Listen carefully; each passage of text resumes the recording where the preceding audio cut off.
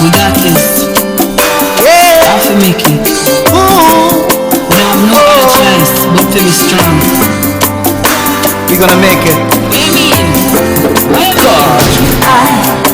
I am a voice of hope, and I just wanna let you know that I believe in our strength as a people and the promise of a bright tomorrow. And I Want you to believe and trust. and the God is watching over us, and I believe if we all come together now, everything will be alright. If we only press on, Strength to the bone and the ties around each generation. unite and be one, the fight will be won. Come on, Caribbean. Don't worry about the circumstances. Don't stress about the fears and the madness. Together we will take our chance at life and conquer it. Don't worry about the circumstances. Don't stress about the fears and the madness. Together we will take our chance at life, 'cause we got this. We got this. We got this. We got this. Caribbean people, we got this. We got this. We got this. We got this. We got this. We got this. We got this. We got this. I am the strength within your eye. I know that we will rise again, and I'm sure we can lift some people. It's a fight and we must all be shared. I can't believe this day has come. For our sake, we must keep distance. Everyone looking out for the neighbor. Islands in the Caribbean sun. It's time to be strong, the battle is on. For the future of each generation. Every daughter and son united as one. Sing on, Caribbean. Don't worry about the circumstances. Don't stress about the fears and the madness. Together we will take our chance at life and conquer it. Don't worry about the circumstances. Must come. Don't stress about the fears and the madness. Together we will take our chance No at life, stress. 'cause we got this. We got this. We got this.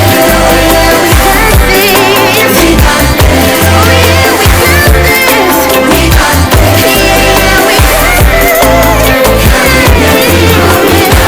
Hear me? Rough it up, the dirty enough, still have to get up. Don't hurt me like the giddy and me have to stand up. Cause virus a rush, we still can't touch, we still can't crush we. We have faith, hope, strength, protection of the Almighty. And we prayed up, yes, yes, we prayed up. And we stayed up, yes, yes, we stayed up. Head high full of confidence, we not keep pocket and then we never gave up. Big up essential workers, rest in peace. We fallen soldiers, corona can't go. We West Indies, one love and unity. Don't worry about the circumstances. Don't stress about the fears and the madness. Together we will take our chance at life. We got this. We got this. We got this. We got this. We got this. We got this!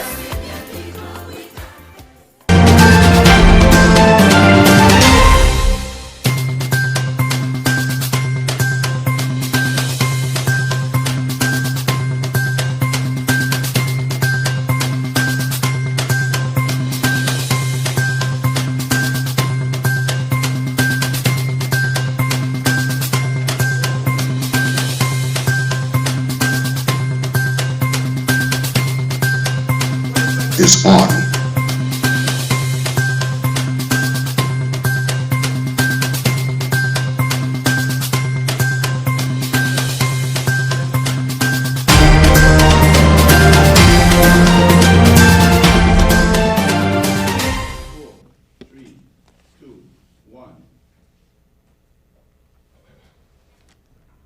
Good afternoon, a warm welcome to all of you who have tuned in for today's national emergency Operations Center COVID-19 Daily Briefing for the 3rd of May 2020.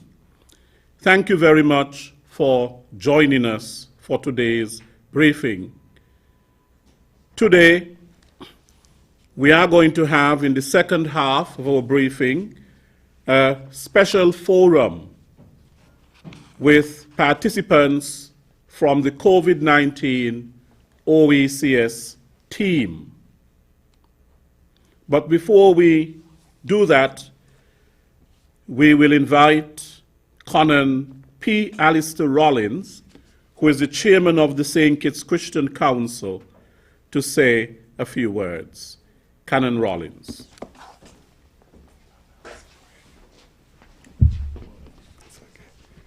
Good evening. I bring you greetings from the St. Kitts Christian Council and the St. Kitts Evangelical Association. I share with you my favorite verse of Scripture.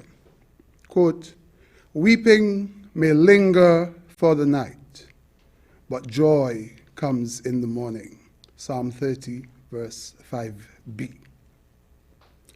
Let us pray.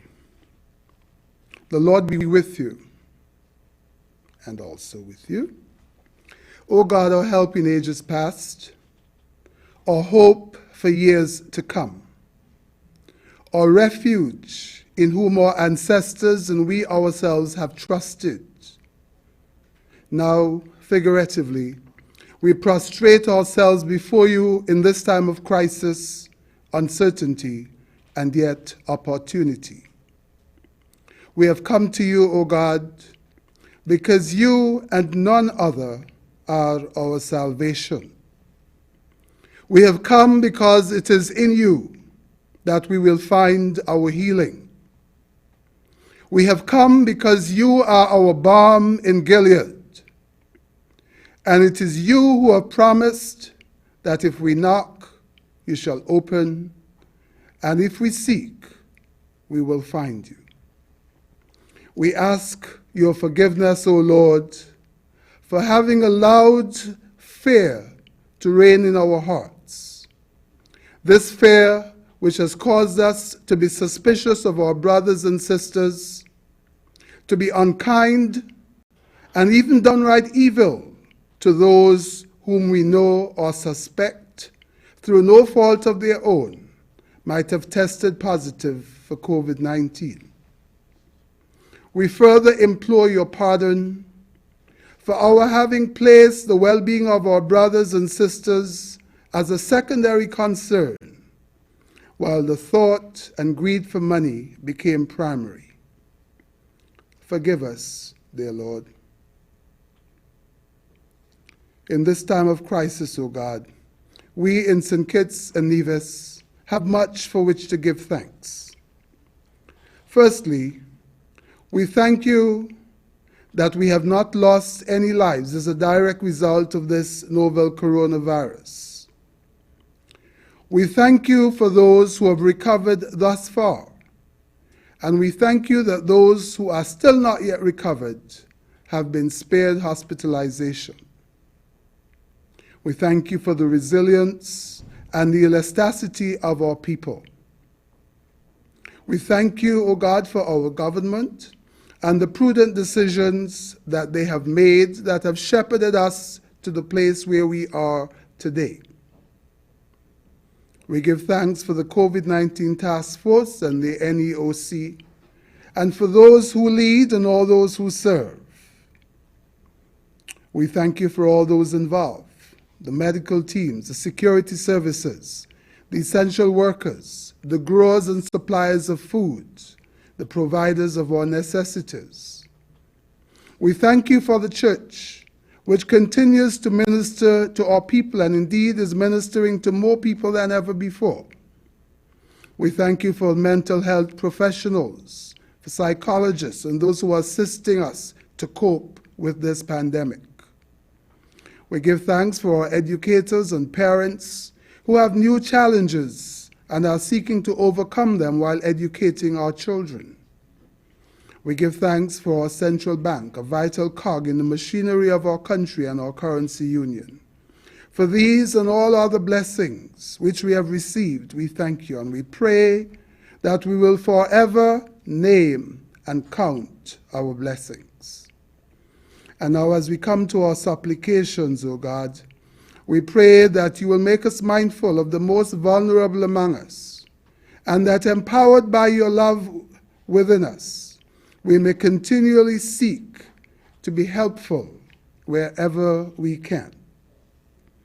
Grant us an abiding respect for our laws and the wisdom to obey the just guidelines given for our safety, so that we may be spared and protected from this debilitating disease. Help us always to be aware of your presence among us in good times and in bad. Strengthen our faith to trust in your purpose, even when the way seems dark.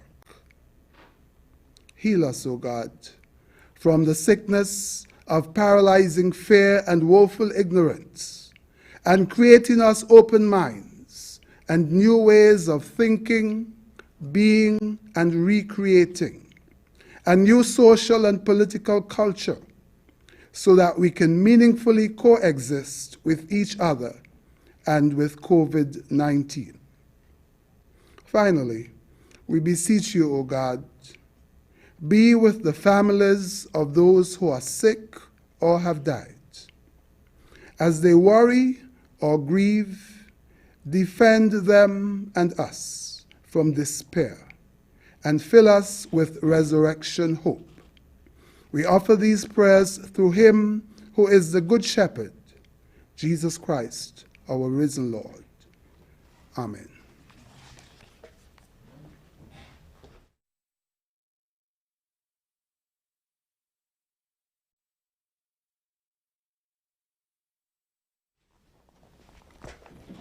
Thank you very much, Canon Rollins, for that prayer. I would now invite Superintendent Cromwell Henry of the Royal St. Christopher and Nevis Police Force, Divisional Commander responsible for District A, to give us his report. Superintendent.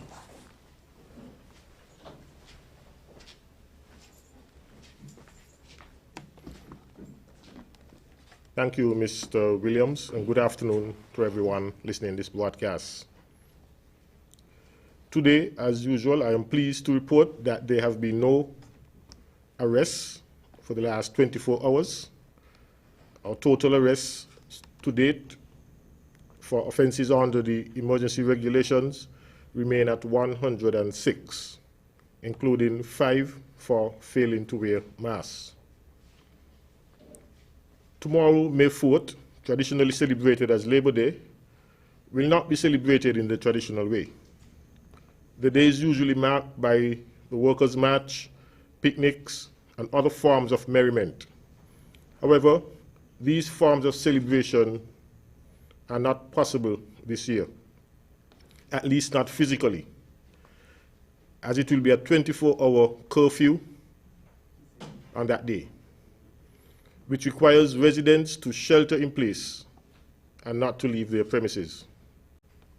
I remind you that all forms of public entertainment, including going to the beach, is restricted. We anticipate your usual cooperation. Notwithstanding the nightly curfews, we wish to advise the general public not to let your guards down with respect to the security of your property. We expect that every resident will continue to properly secure your premises at all times, especially at nights. Check all doors and windows to ensure they are secure, and activate any electronic security systems you may have installed. If you have security cameras, ensure they are clean and are in working condition. Keep hedges around your home trimmed and ensure your yard is well lit at nights. Call 911 to report any unusual activity or suspicious persons in your neighborhood. Remember, the security forces cannot do it alone. We crave for your assistance. Thank you.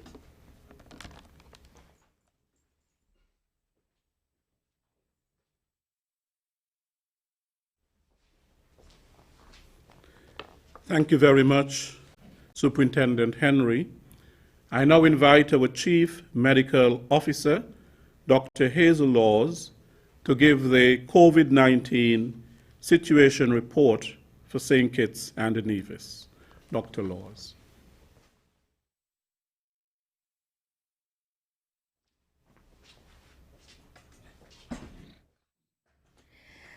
Thank you, Mr. Williams, and good afternoon, everyone. This afternoon, in the first part of my report, I'm going to describe the situation as it stands today, and then in the second half, I'm going to provide some tips and recommendations as to how you and I can protect our mental health during the pandemic. As of Sunday, May the 3rd, 2020, at 3 p.m., the World Health Organization reports 3,272,202 confirmed cases of COVID-19 globally, with over 230,000 deaths. To date, 318 persons have been sampled and tested, with 15 confirmed positive, 281 confirmed negative, and 22 results pending. 8 confirmed cases have recovered. To date, we have 0 deaths. Currently, 56 persons are quarantined in a government facility, while 31 persons are quarantined at home. 7 persons remain in isolation, while 714 persons have been released from quarantine. So now the big question is, how can you and I protect our mental health during quarantine, isolation, and periods of 24-hour curfew? Such periods of social isolation can be challenging and characterized by fear and anxiety. Some persons feel uneasy and worry about not having enough food, not having enough to do with free time. Some worry about the dip in mood. Here are some recommendations to protect your mental health at this time. Try to maintain your normal routine as far as is possible. Do not stay up later than usual. Do not sleep in. Wake up at your usual time. Shower and breakfast as per usual. Be careful and write out a plan for your day. Structure your day. Predetermine meal time, reading time, social media time, exercise time, and time for your chores. Develop a schedule for your week. Be deliberate in making sure your weekend days are somewhat different. Use social media for meaningful social connection. For example, you can organize a virtual line or group video chat. Be intentional and reach out to the more vulnerable persons in your social network. Helping others is a well-known mood booster. Be intentional about how you structure your time. Structure and variation help to maintain stability and stimulation, which are both important for emotional well-being. Your actions and behavior influence your feelings and emotions and ultimately affect your mood. Use the extra time to develop more self-awareness and self-understanding as we navigate through this uncertain period. It is critical that you plan and structure your time. It was Stephen R. Covey who once said, "The key is in not spending time, but in investing it." Be serious about your actions and shift your mental stance from anxiety and frustration to gratitude and curiosity. Hashtag, be open and positive as we fight COVID-19. I thank you.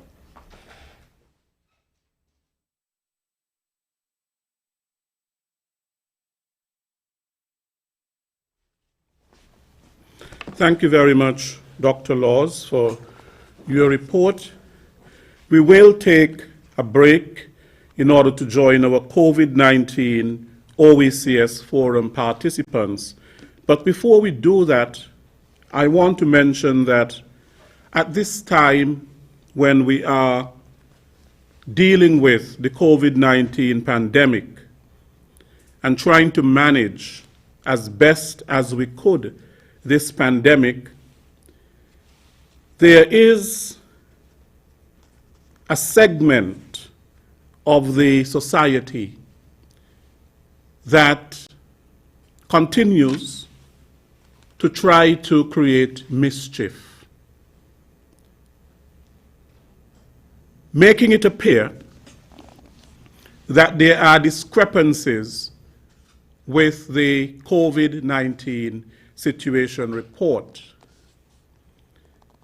Dr. Laws, our Chief Medical Officer, announced that there were 8 recovered cases from the COVID-19. The Prime Minister, Dr. the Honorable Timothy Harris, in his address to the nation for Labor Day, mentioned that there were 6. And the reason for that is because the Prime Minister's address was pre-recorded before the announcement of the 8 cases. In fact, the Chief Medical Officer said that she had received the announcement of the additional 2 recovered cases after the Prime Minister had pre-recorded his address. So there is no discrepancy. There are 8 recovered cases of the COVID-19. And we must learn that as a society, we are all in this together. And there is no need to spread propaganda where the COVID-19 management is concerned. We will now take a break. Stay with us, and we will be back. We got this. Yeah. I'll make it. We don't have no other choice but to be strong. We gonna make it. What do you mean? I am a voice of hope, and I just wanna let you know that I believe in our strength as a people and the promise of a bright tomorrow. And I Want you to believe and trust. the God is watching over us, and I believe if we all come together now, everything will be alright. If we only press on, Strength to the bone and the ties around this generation. unite and be one, the fight will be won. Come on, Caribbean. Don't worry about the circumstances, don't stress about the fears and the madness. Together we will take our chance at life and conquer it. Don't worry about the circumstances, don't stress about the fears and the madness. Together we will take our chance at life, 'cause we got this. We got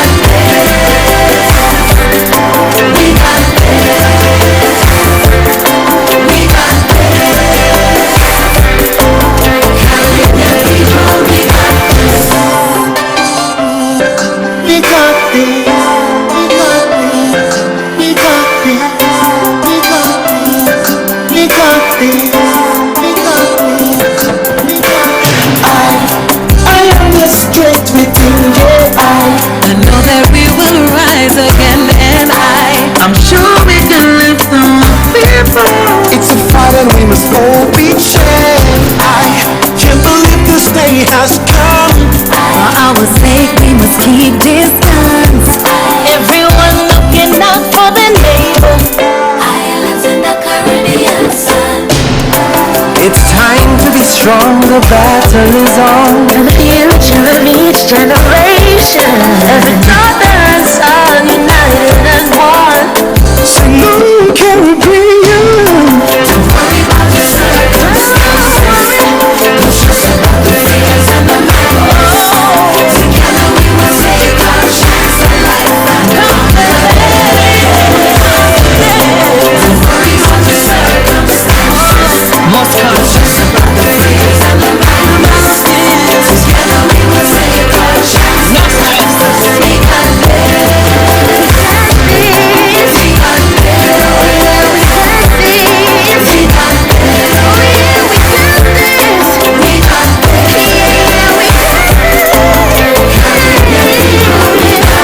Hear me?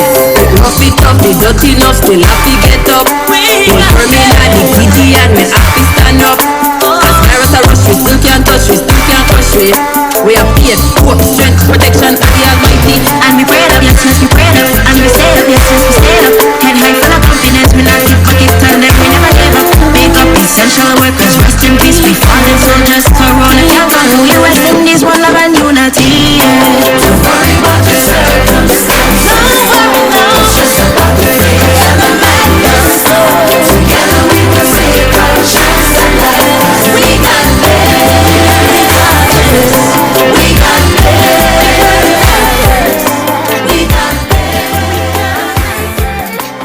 got this. We got this.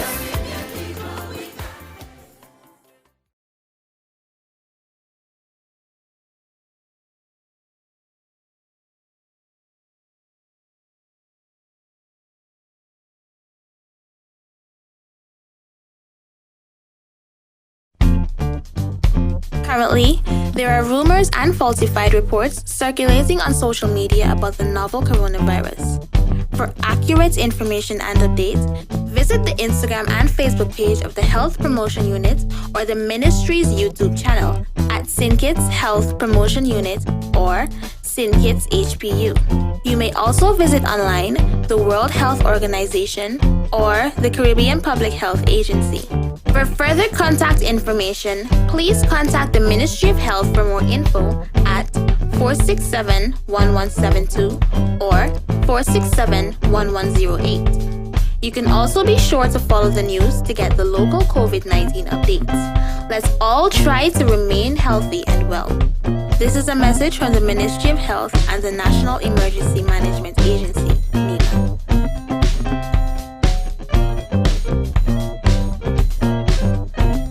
Protect yourself from the novel coronavirus. Wash your hands thoroughly and frequently for at least 20 seconds each time. Avoid shaking hands and touching your face with unclean hands. If you have to cough or sneeze, do so into your flexed elbow or a paper towel and then dispose of it. Keep a distance of 3 feet away from anyone with the cold or flu-like symptoms. Boost your immune system with vitamins, drink plenty of water, and get adequate rest. Visit your doctor, the nearest hospital, or health center if you or a family member becomes ill. A message from the Ministry of Health and the National Emergency Management Agency, NEMA. As fears about the effects of the coronavirus pandemic continue, it is natural that people may be experiencing more episodes of anxiety as a result. Common signs and symptoms of anxiety include feeling nervous, restless, and tense, having a sense of impending danger, panic, or doom, hyperventilating, sweating, or trembling, having trouble concentrating and excessive worry, having trouble sleeping. If you are experiencing any of these signs of anxiety, there are some things that you could do to cope. Reach out for help and talk to a trusted friend or individual who could help to distract you from some of the worrying thoughts. Avoid watching too many news items that focus on the negative impact of the coronavirus. Decide instead on a few specific times daily when you could get your news from reputable news sources. Make sure that you maintain some normalcy and regularity in your daily schedule as much as possible. Focus on the things in your life that you can control and do them. You can control what you watch on TV, what you listen to, who you talk to for support, and how you take care of your body. Remember to seek mental health and psychosocial support if necessary. This message was brought to you from the St. Kitts Mental Health Association. Extreme sadness and feelings of despair could be some of the things people are noticing in themselves during this unusual time. Pay specific attention to see if you have feelings of discouragement, hopelessness, irritability, difficulty concentrating, and disruptions in eating and sleeping habits. Pay attention to your emotions and talk to someone if they are feeling overwhelming. Focus on positive messages that you get from your environment. Listen to uplifting music, stories, or news items. Distract your thoughts by doing something like reading a book, doing a puzzle, coloring, or playing a game. Humor helps to lift moods. Watch a comedy or have a good laugh with friends. Remember your own strengths. What are some positive things that have helped you feel better in the past? Remember, if you have tried everything and overwhelming feelings of sadness still persist, reach out for professional help. This message comes to you from the St. Kitts Mental Health Association. The Centers for Disease Control and Prevention, CDC, the expert body on coronavirus, has released guidance for general public and healthcare professionals on the symptoms of the virus. A person could be at risk if they have any or all of the following: fever and symptoms of lower respiratory illness, such as coughing or difficulty breathing after traveling to areas with positive cases, or having close contact with someone who is ill and is now under investigation for the virus in the past 2 weeks. Fever or symptoms of lower respiratory illness after having close contact in the past 2 weeks with someone who has been confirmed to have the virus. The CDC defines close contact as being within about 6 feet 1.8 meters or within the room or care area of a person with the coronavirus for a prolonged period without appropriate protective clothing or having direct contact with the infectious secretions of a person with the virus without protective clothing.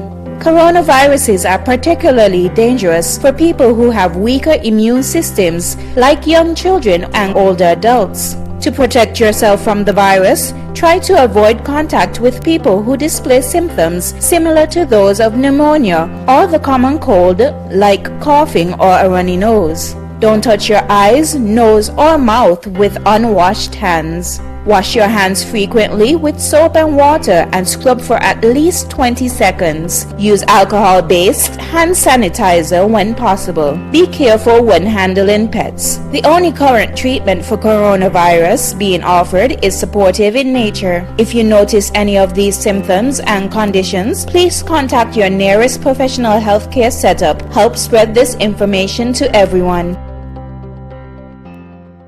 I am Officer Donnelly Liebert Shiverton. Do you want to travel and don't have private transportation? Here are some travel safety tips to keep yourself and the persons around you safe from the coronavirus. When venturing out in public, it is recommended that you wear a mask at all times.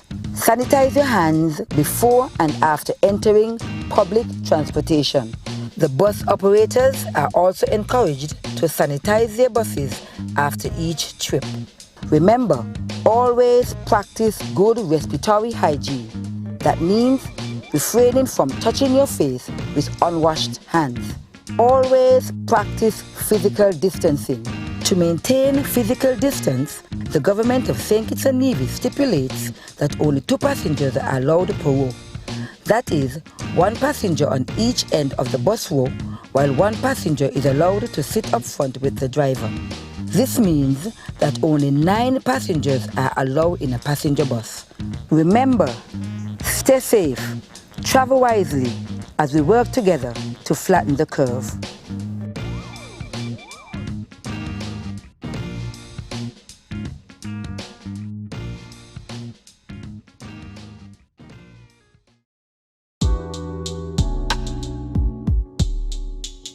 Hi everyone, I'm Dr. Dwayne Archibald, Head of Emergency Room at Joseph and France Hospital. Novel coronavirus has been topic of conversation globally and of course in St. Kitts and Nevis. Basically, the word novel in coronavirus identifies that this is something new to the human being. In preparation of COVID-19 in St. Kitts and Nevis, we have to be able to identify the symptoms. These symptoms may include fever for a prolonged period of time, coughing for a prolonged period of time, shortness of breath, or any respiratory type symptoms. In addition, for prevention, we should avoid holding hands, shaking hands, sharing forks, knives, spoons, and even cups. To consider avoiding touching one's face, nose, mouth, eyes. So to avoid self-contamination, that is touching the face, we are advised to use alcohol-based hand sanitizers. Now, these alcohol-based hand sanitizers should have at least 60 to 70% alcohol in it. We should also consider washing our hands thoroughly when handling babies before and after, also in the case of the sick and the elderly. So when I speak of sick people, I refer to elderly over 60, I refer to people with hypertension.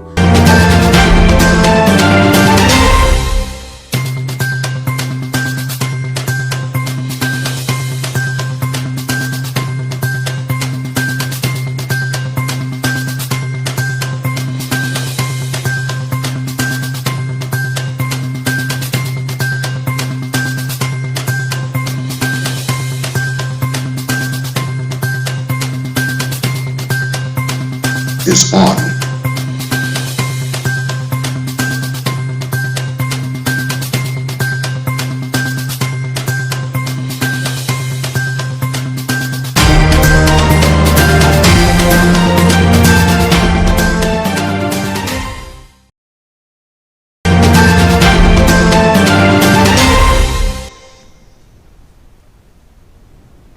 Good afternoon and welcome to this special COVID-19 briefing where we are joined by participants from the Organization of Eastern Caribbean States.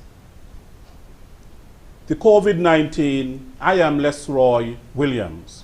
The COVID-19 novel coronavirus is with us. We do not know for how long. But what we do know is that we have to manage it to the best of our abilities. It is an all-of-society approach. It is all-of-government approach. It is an all-hands-on-deck approach. And therefore, it is very important that there is collaboration across all fronts. And this briefing today brings together our regional counterparts in the OECS who have to be dealing and managing as best as they could with the COVID-19 in terms of their preparedness, their response, and how they can mitigate this health disaster, this health crisis. Today we are joined by Mr. Abdias Samuel, who is the National Disaster Coordinator at the National Emergency Management Agency, NEMA. We are also joined by Mr. Brian Dyer, who is Director of the National Disaster Management Department in Nevis. Also, Mr. Sylvan McIntyre, National Disaster Coordinator Acting of the National Emergency Agency in Grenada. We are also joined by Mrs. Doreen Gustave, Director of the National Emergency Management Organization in St. Lucia. Mr. Fillmore Mullin, who is Director of the National Office of Disaster Services in Antigua and Barbuda, and Ms. Elizabeth Riley, who is the Executive Director Acting of the Caribbean Disaster Emergency Management Agency, CDEMA. A warm welcome to all of you.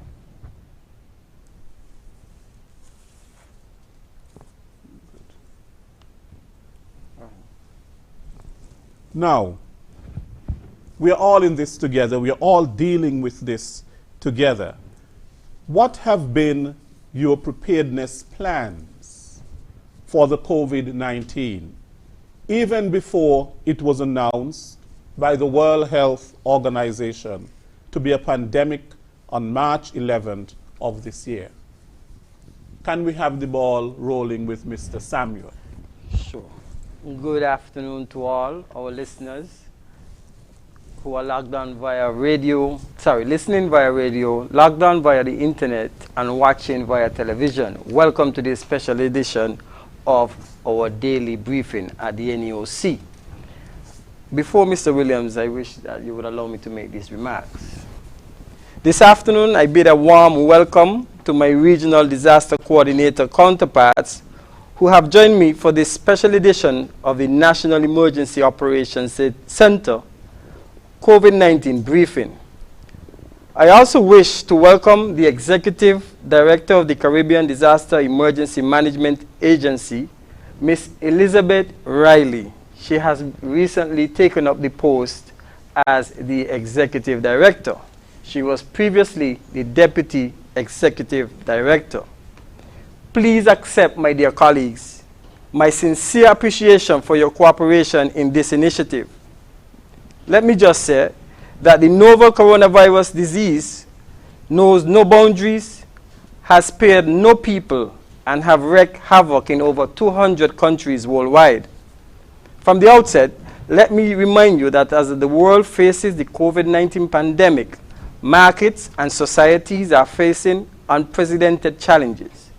In this very challenging environment, the well-being of our people, businesses, and finances are all at risk. Many were unprepared for what we are now facing. I am pleased that St. Kitts and Nevis began working very early in the stages of the World Health Organization declaration that COVID-19 was a pandemic.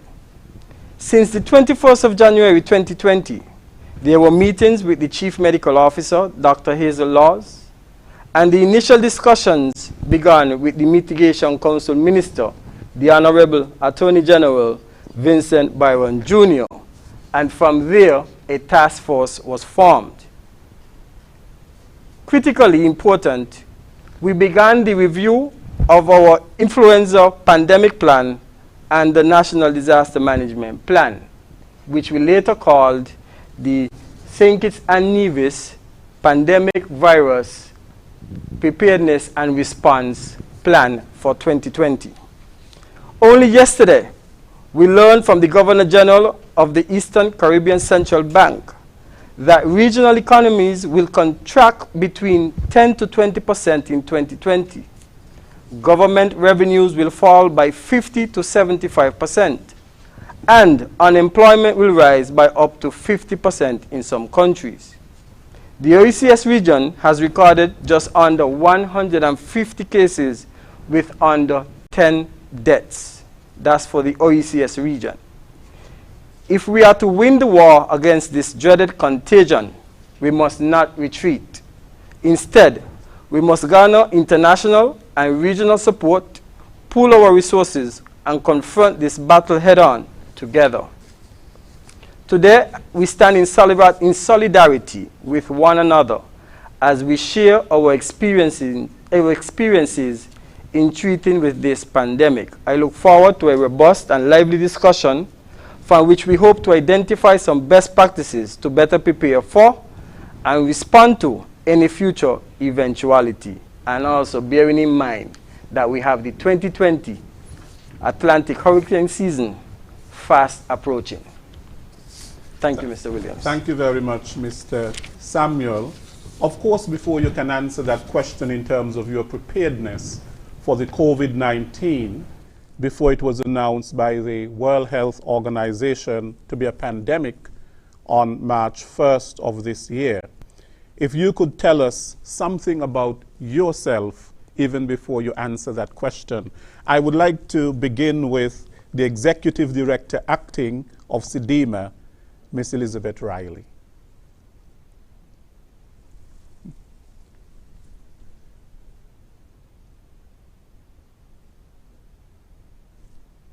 Good evening to everyone.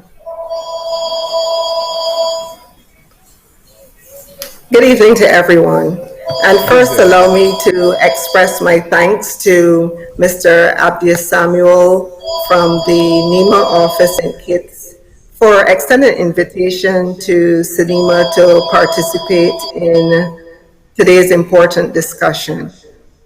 The Caribbean Disaster Emergency Management Agency has as a part of its remit to support our participating states in the coordination of response and relief efforts, as well as an important information management role where we're required to harness information from our participating states and make it available to key constituencies.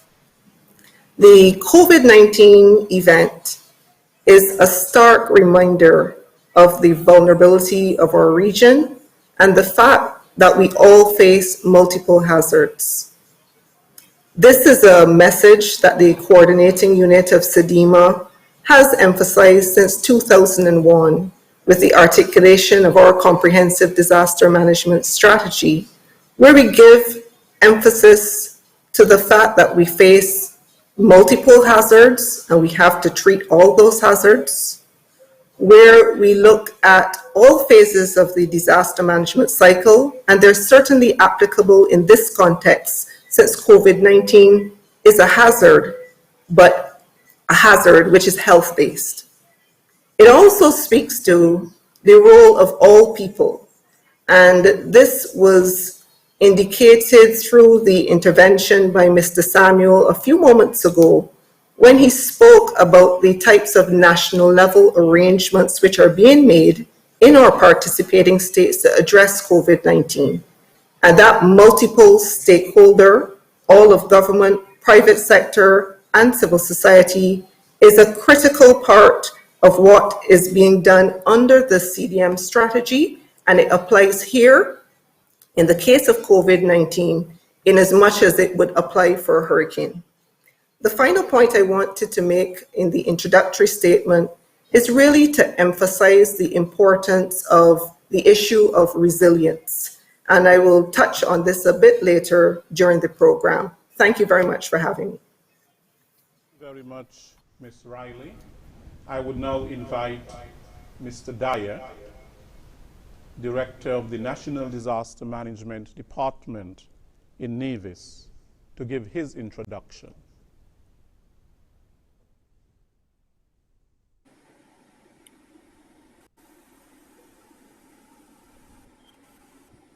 Good afternoon, Mr. Moderator. Good afternoon, colleagues from across the region. And good afternoon also to our listening and viewing audience.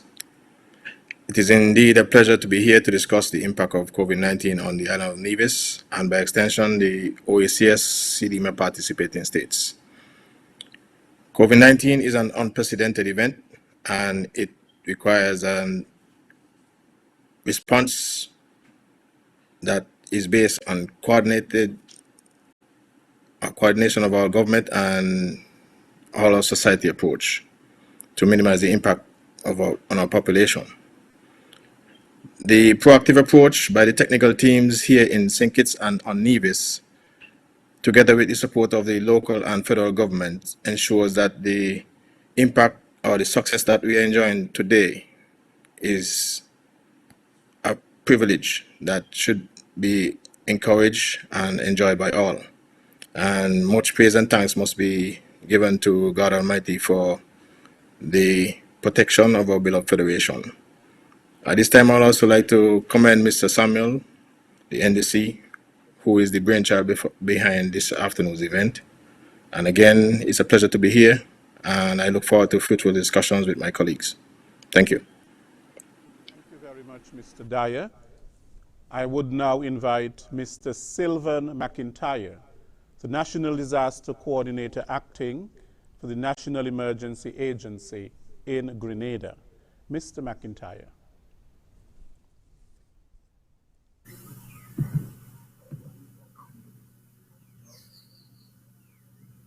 Good afternoon to everyone. My name is Sylvan McIntyre. I'm the National Disaster Coordinator for National Disaster Management Agency, NADMA, Grenada. Let me first take this opportunity to thank Mr. Abdias Samuel for inviting me to be part of this platform. And I would like to also thank the SEDIMA Coordinating Unit and by extension of SEDEMA for guiding us through this process of an unprecedented event. It's an opportunity that we embrace because it brings with it varying challenges. It reemphasizes and rearticulates the comprehensive disaster management strategy.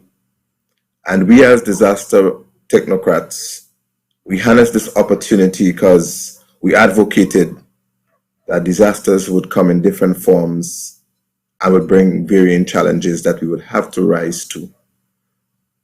In various and different territories across the Caribbean, the response and the preparedness activities may have varied as well. But there's one common thread and one common thing that kept us together and kept the focus is that of ensuring as a unit through the Caribbean, through SEDEMA, that we focus on the involvement of all people, ensuring that government has its focus and that the whole aspect is coordinated to the desired result. Once again, I thank you for the opportunity and I look forward to a very useful, meaningful discussion to the benefit of the viewing, the audiences that are listening throughout the Caribbean or wherever within the world that you may be. So thank you for having me this evening. Thank you very much, Mr. McIntyre. I now invite Mrs. Doreen Gustave, who is Director of the National Emergency Management Organization, NEMO, in St. Lucia, to give us her introductory statement. Mrs. Gustave.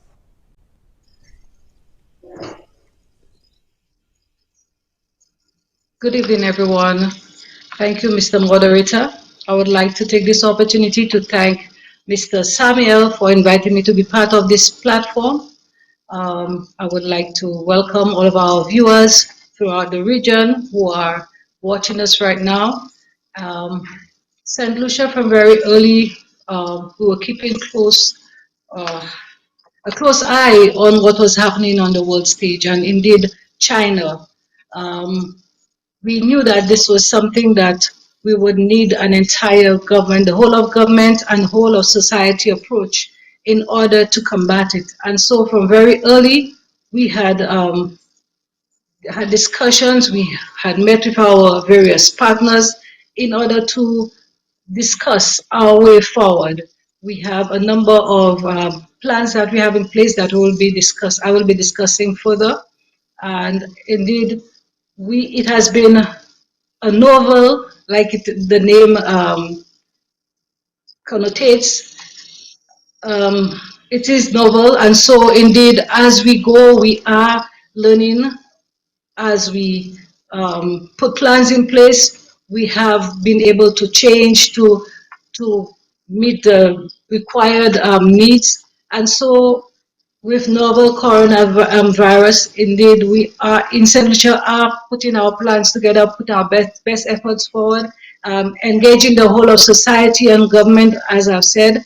And so we are, this platform this afternoon will assist us as we bounce ideas off each other, find out what best practices, and indeed, I'm looking forward to the discussion this afternoon. Thank you very much. Thank you very much, Mrs. Gustave. I now invite Mr. Fillmore Mullin, who is Director of the National Office of Disaster Services, NODS, in Antigua and Barbuda, to give us his opening remarks.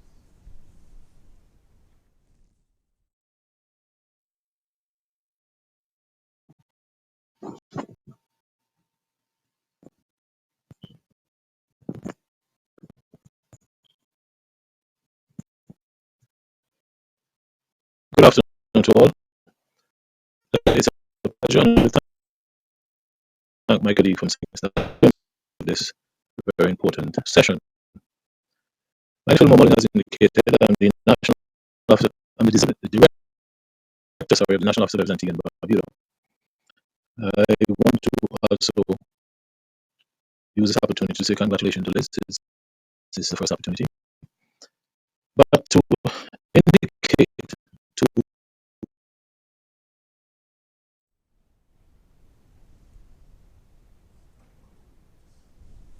Right. We're having some technical difficulties there, and we will come back to Mr. Fillmore Mullin from the National Office of Disaster Services in Antigua.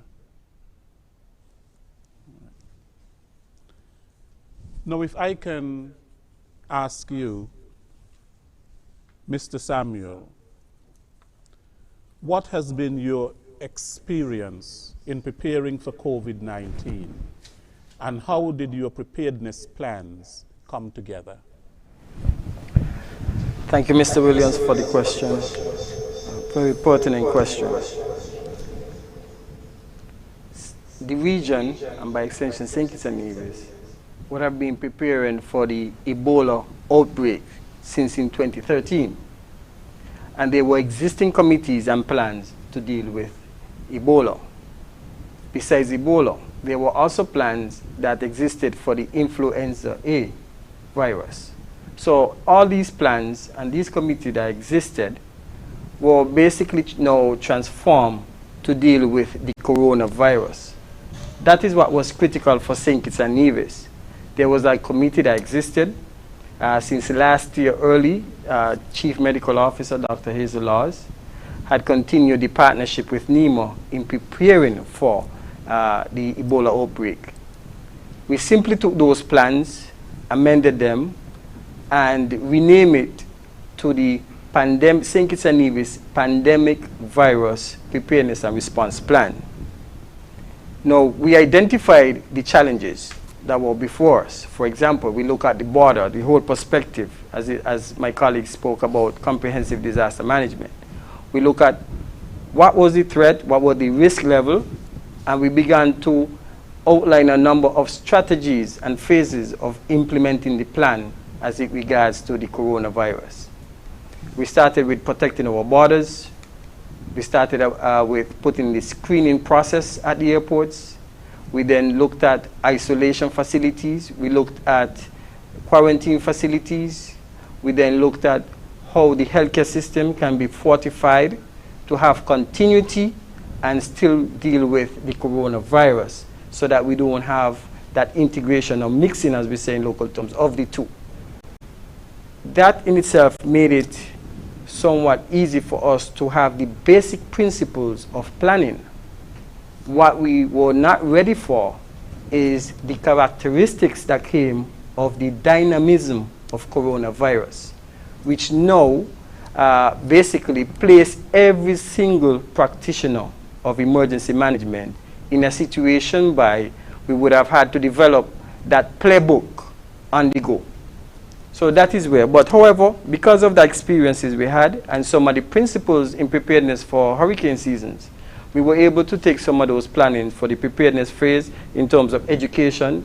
That is something that we started very early. We started to educate all the frontline workers at our ports in particular. The healthcare workers began to be educated and capacitated to deal with this virus. We look at our infrastructure at our health facilities, in particular hospitals, health centers, and then we start to look at the resource, one of the number one resource, our human resource and capacities. We also looked at how do we procure equipment to address this situation, such as ventilators, thermometers, and ultimately medication to treat these things. So all those preparedness measures enable us to be prepared to respond or to have the results that we are experiencing in St. Kitts and Nevis at this moment. Thank you very much, Mr. Samuel. Now, Mr. McIntyre, what has been your experience in preparing for the COVID-19, and how did your preparedness plans come together? Thank you, Mr. Moderator. As my colleague from St. Kitts just articulated, we have been practicing preparedness and response for many years, and we are used to responding to natural events like hurricanes, etc. So the whole atmosphere of response was already created, and being mindful that we have been advocating comprehensive disaster readiness in Grenada and the rest of the Caribbean. It was a matter of pulling the pieces together. The pandemic influenza plan was in existence. So as we looked forward for what was the threat of coronavirus, that plan was the model from which we patterned our response to the event. It was a challenge at first because, as was rightly said, it is novel to the entire world. So it would bring with it some level of difference that we've never seen before. I think the whole aspect of pulling the coordination together was, as you may appreciate, a challenge for most people. The health, having never dealt with something of this magnitude, they were guided by the plan that was in existence.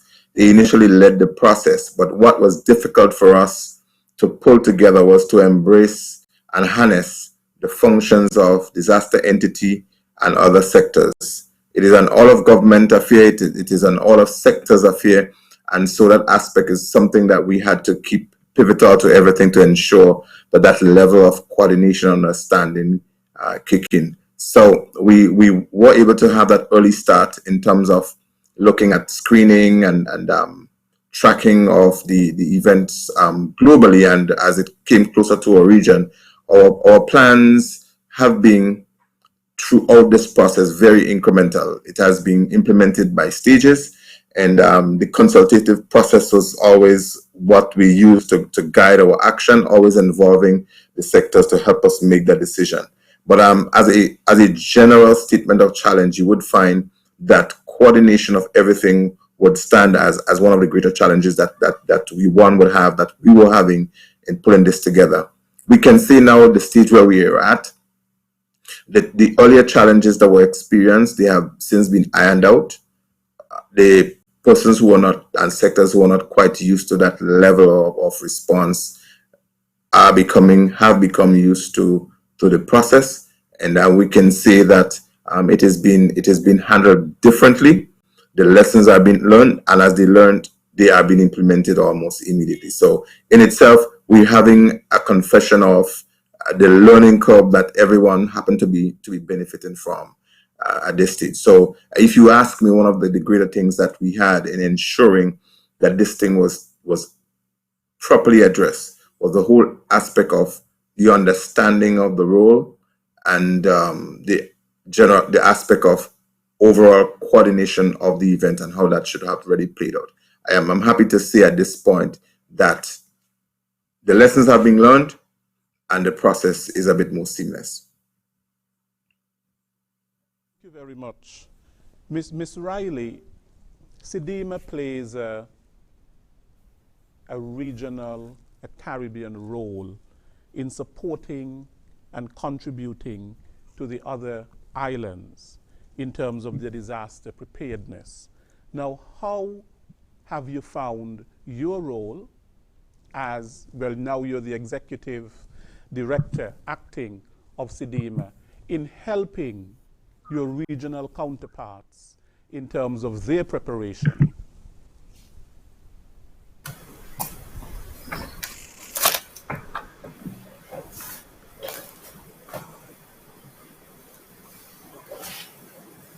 Thank you very much for the question, moderator. And I think I want to build on Mr. McIntyre's response with respect to Grenada, because over the years, the CDEMA system has worked quite diligently on building capacities both at the national as well as at the regional level for preparedness and for response. And the systems that we have put in place are the systems that we now rely upon to assist us in moving through the COVID-19 threat. At the regional level, and if I can have the slide which I shared with the program, I will speak to our regional response mechanism. And this is a mechanism that was established at the time of the setup of CDEMA, and it really is an arrangement which is undertaken in collaboration with a range of partners, national level, regional level, as well as international level. And it brings us all together through a suite of plans and protocols, as well as various memoranda of understanding which we have signed off amongst ourselves to be able to coordinate in support of states that are affected. So the diagram explains the multi-sectoral coordination mechanism that exists for treating COVID-19. And it is soundly built upon the existing regional response mechanism. So at the center of the diagram, you will see the letters, the RCC. Now this refers to our Regional Coordination Center, which is based right here in Barbados. And the RCC is equivalent to, at the national level, the National Emergency Operations Center. And we bring various actors together from our regional and international partners who have specialized skill sets to support us in delivering on a range of tasks, which are outlined by those shapes that you see going around the RCC. So you will notice that there are a number of cells that will operate. So we have our operations cell, for example, the information management cell, which allows us to pull together the information which comes in from our national emergency management systems. And we generate situation reports to give weekly overviews as to what's happening with the COVID-19 impact across the region. We do analysis and assessment, and here we get support from specialized agencies, including the University of the West Indies, which in this case has undertaken work on projections and surveillance products, which are available via both the University of the West Indies, George Allen Chronic Disaster Research Center, as well as the CIDIMA websites. We have a cell dealing with logistics and procurement to support our states in the being able to access those resources, which are, my colleagues have already indicated, have been challenging to get, and we're working through with our international partners on finding better ways to do that. We're also talking about how can we help with the movement of these supplies if required. And there are a range of other cells, including with our military partners, both within the CARICOM space as well as internationally. But importantly, I wanted to direct your attention to the orange cell towards the left of the diagram. And this is a new feature which we brought into the arrangement. Because as I mentioned, COVID-19 is a hazard. It is an unprecedented hazard, and it's also a hazard which is health focused. And in that way, it's a different nuance as compared to the hurricanes or earthquake, which Mr. McIntyre mentioned a little bit earlier. So we set up a specialized cell because we need specialized information to understand the COVID-19 and to get the guidance for the regional response mechanism. In other words, the health sector has to tell us, what do you need? How do you need us to support you? So in the same way that Mr. Samuel articulated in the case for St. Kitts and Nevis, where the health EOC is in operation, and the health EOC is really the fuel or the engine that drives the coordination mechanism because they provide that necessary specialized information to the National Emergency Operations Center. So we have a mirrored model at the regional level. And that cell comprises CARPHA, which is the Caribbean Public Health Agency, the Pan American Health Organization, which we're all very familiar with, as well as the CARICOM Secretariat, because we are working on regional level coordination, and the spirit of regional solidarity is very strong. And it allows us also to make the connection between our existing regional response mechanism arrangements and coordination arrangements at the level of the health sector. So on the left side of the diagram, you see reference to an expert advisory group, which operates under the coordination of CARPHA. There's a regional coordination mechanism for health security, the RCMHS, at the center of the diagram on the left. And at the bottom left, you see the reference to the CARICOM Council, COSOD, which undertakes discussions and gives that necessary policy guidance on how we move forward with a range of issues, including those which are related to health. And on the right-hand side of the diagram, I think this is an important part to treat as well, because it speaks specifically to how we have been undertaking our coordination with our national disaster coordinators, which are really the heart and the raison d'etre for the CDEMA system, the national systems. And we have a weekly coordination meeting on Wednesday afternoons, which is very well attended by our national disaster coordinators.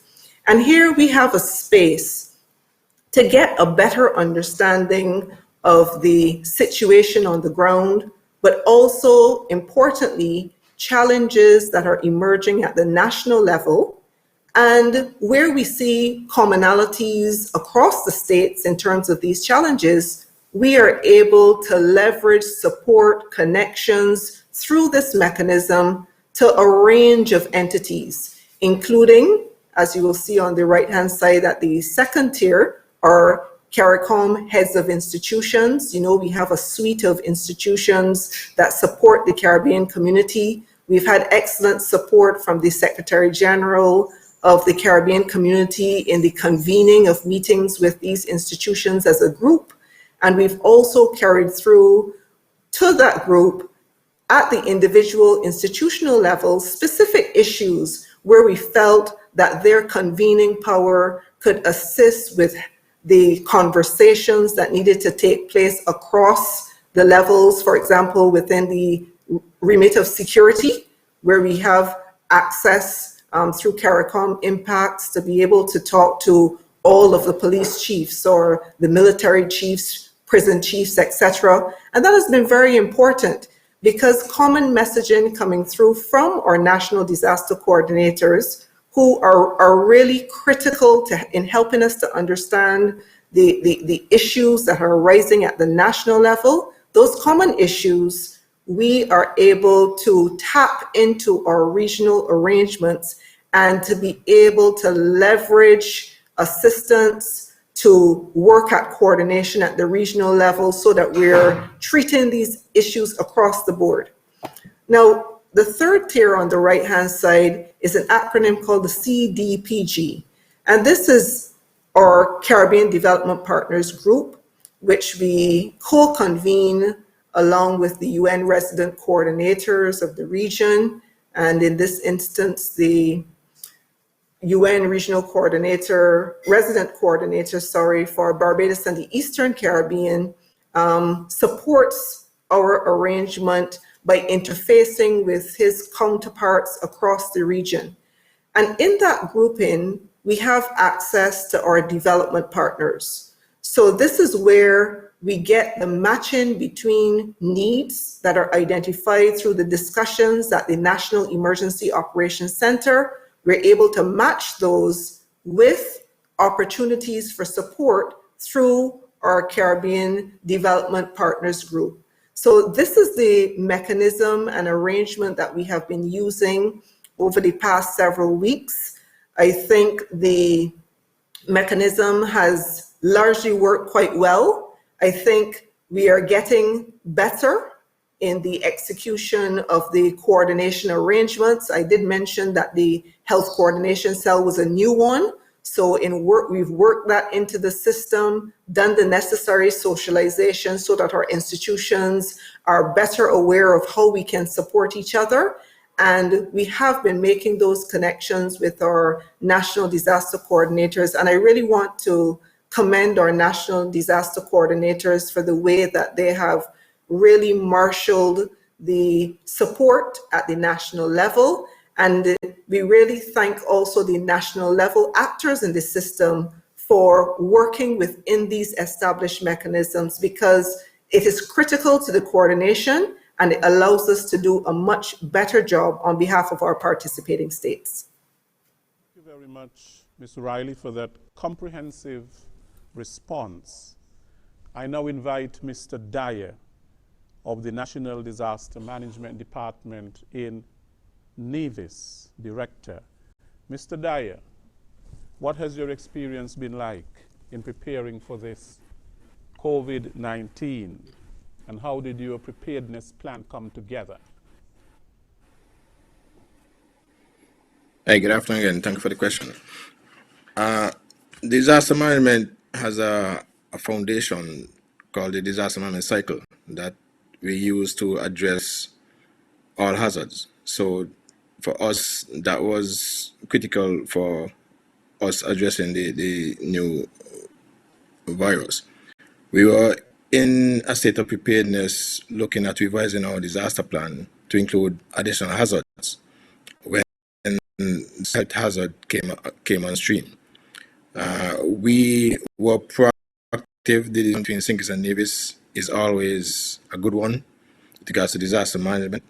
And when the rest of the region was saying that we were under very low threat, even though we adhered to that statement that the low threat, Sinkers and Nevis, because of the proactive approach between the Ministry of Health and the disaster management, we looked at it as a serious threat to our country. And we had all the discussions with all the frontline workers, and we had action with not only with the public awareness and education across the sectors, the business entities, schools, etc., but in training issue of health and disaster management to ensure that we were in a state of readiness for whenever the first case arrived. So credit must be given to the technical team and Nevis to the proactive approach that was taken, and then that we had from the governments with regards to passing legislation.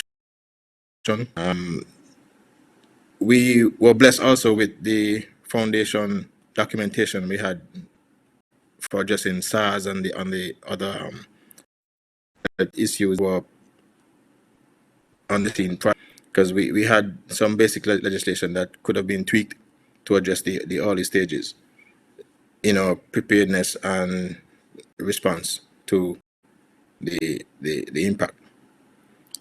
But generally, it has been out of the box thinking to get our facilities ready.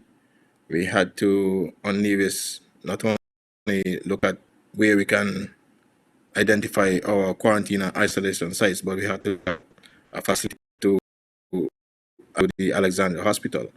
And that too required coordination with other agencies outside of the health and disaster management.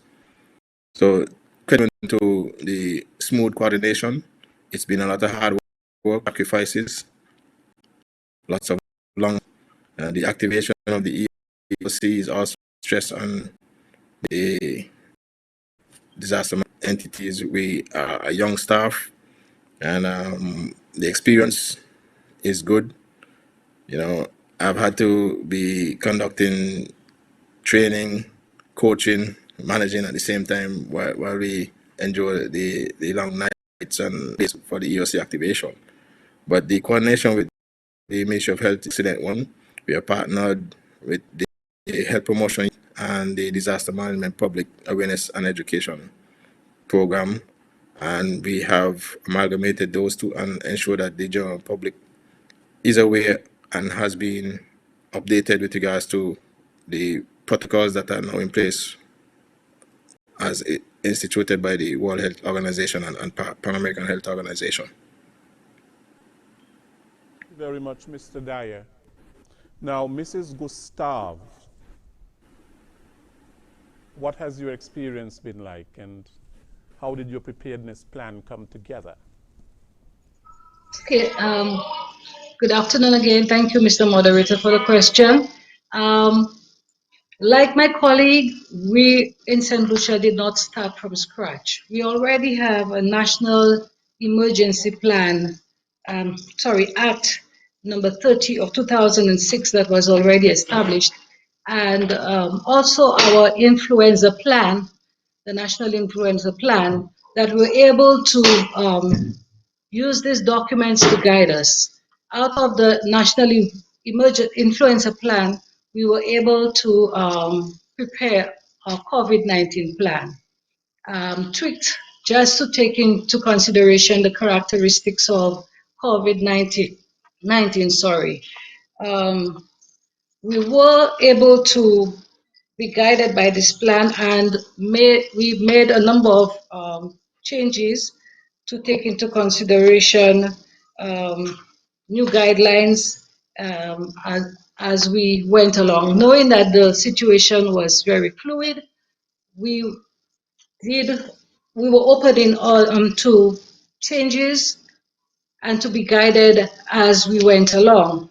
So we developed new plans, the COVID-19 preparedness plan and response, preparedness and response plan.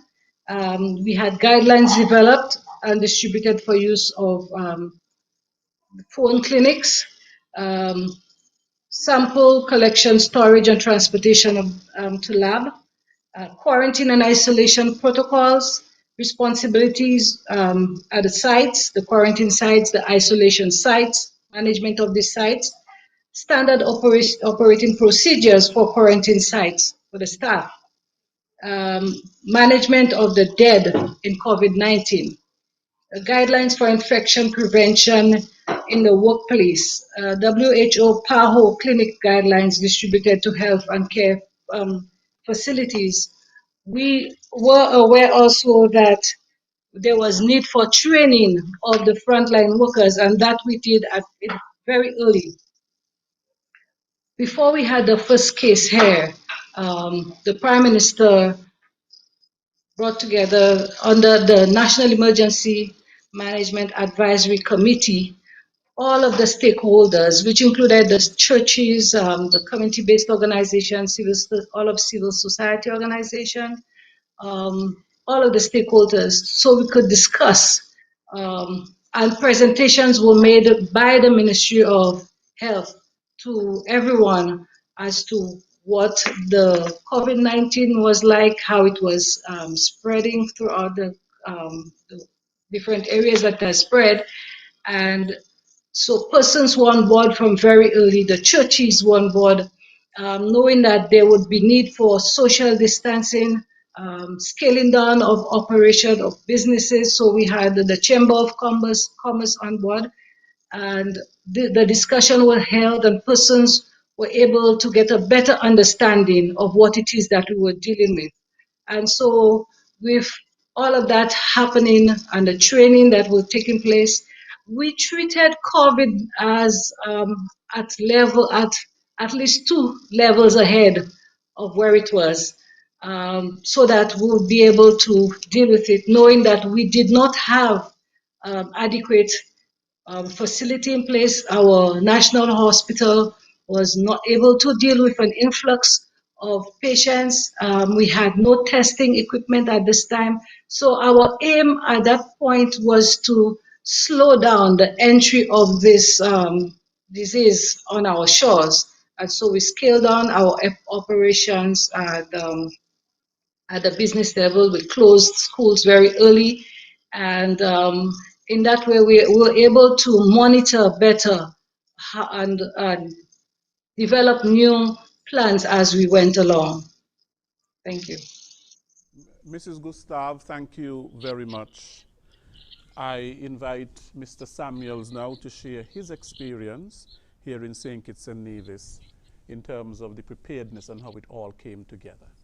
Again, Mr. Williams, as I said, because of the foundation that we had before, as mentioned by my other colleagues, with the CDM, the Comprehensive Disaster Management approach, that enabled us to put the measures in place. As I said before, and Ms. Gustav, as you realize, everything that has been done in St. Kitts has been mirrored or replicated or basically put in place in other countries. We started with the protection of our borders. As Ms. Gustav, and if you permit me, Doreen, to call you Doreen, as Doreen said, we started with that awareness campaign public awareness campaign, educational awareness campaign. We started securing the borders because we wanted to ensure that we keep the virus away as much as possible. And to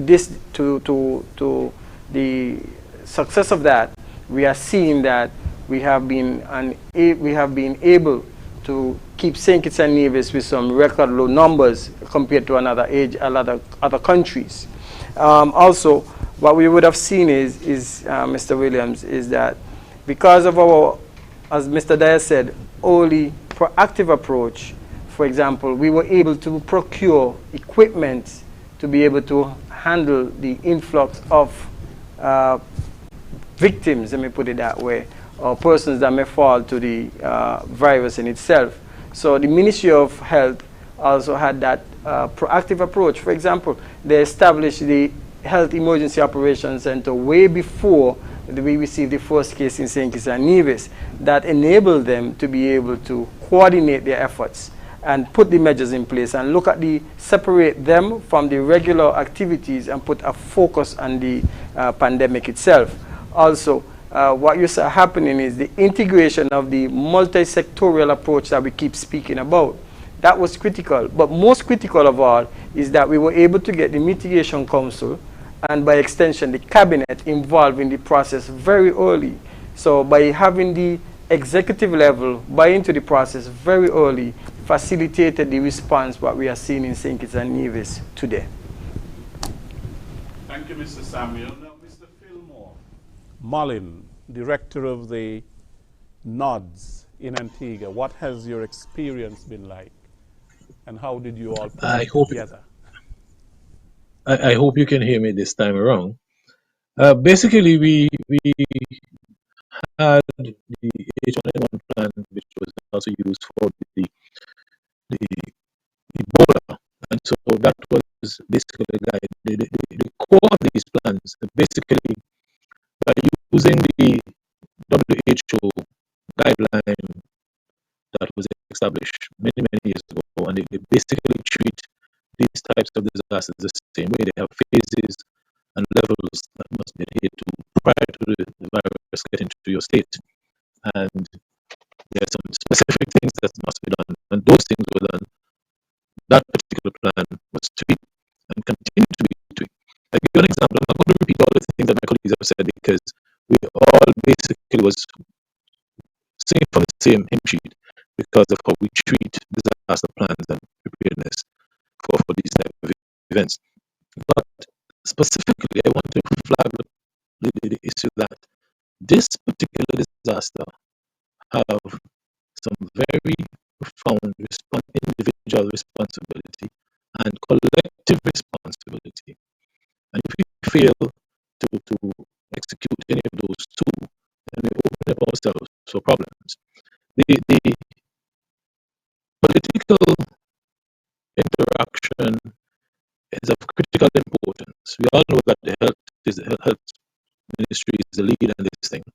And so while they were following the plans and taking advice from CAFA and PAHO and so on, and going through that process, the activation of the Emergency Operations Center came at a later date when we had, I think, we had about 5 cases.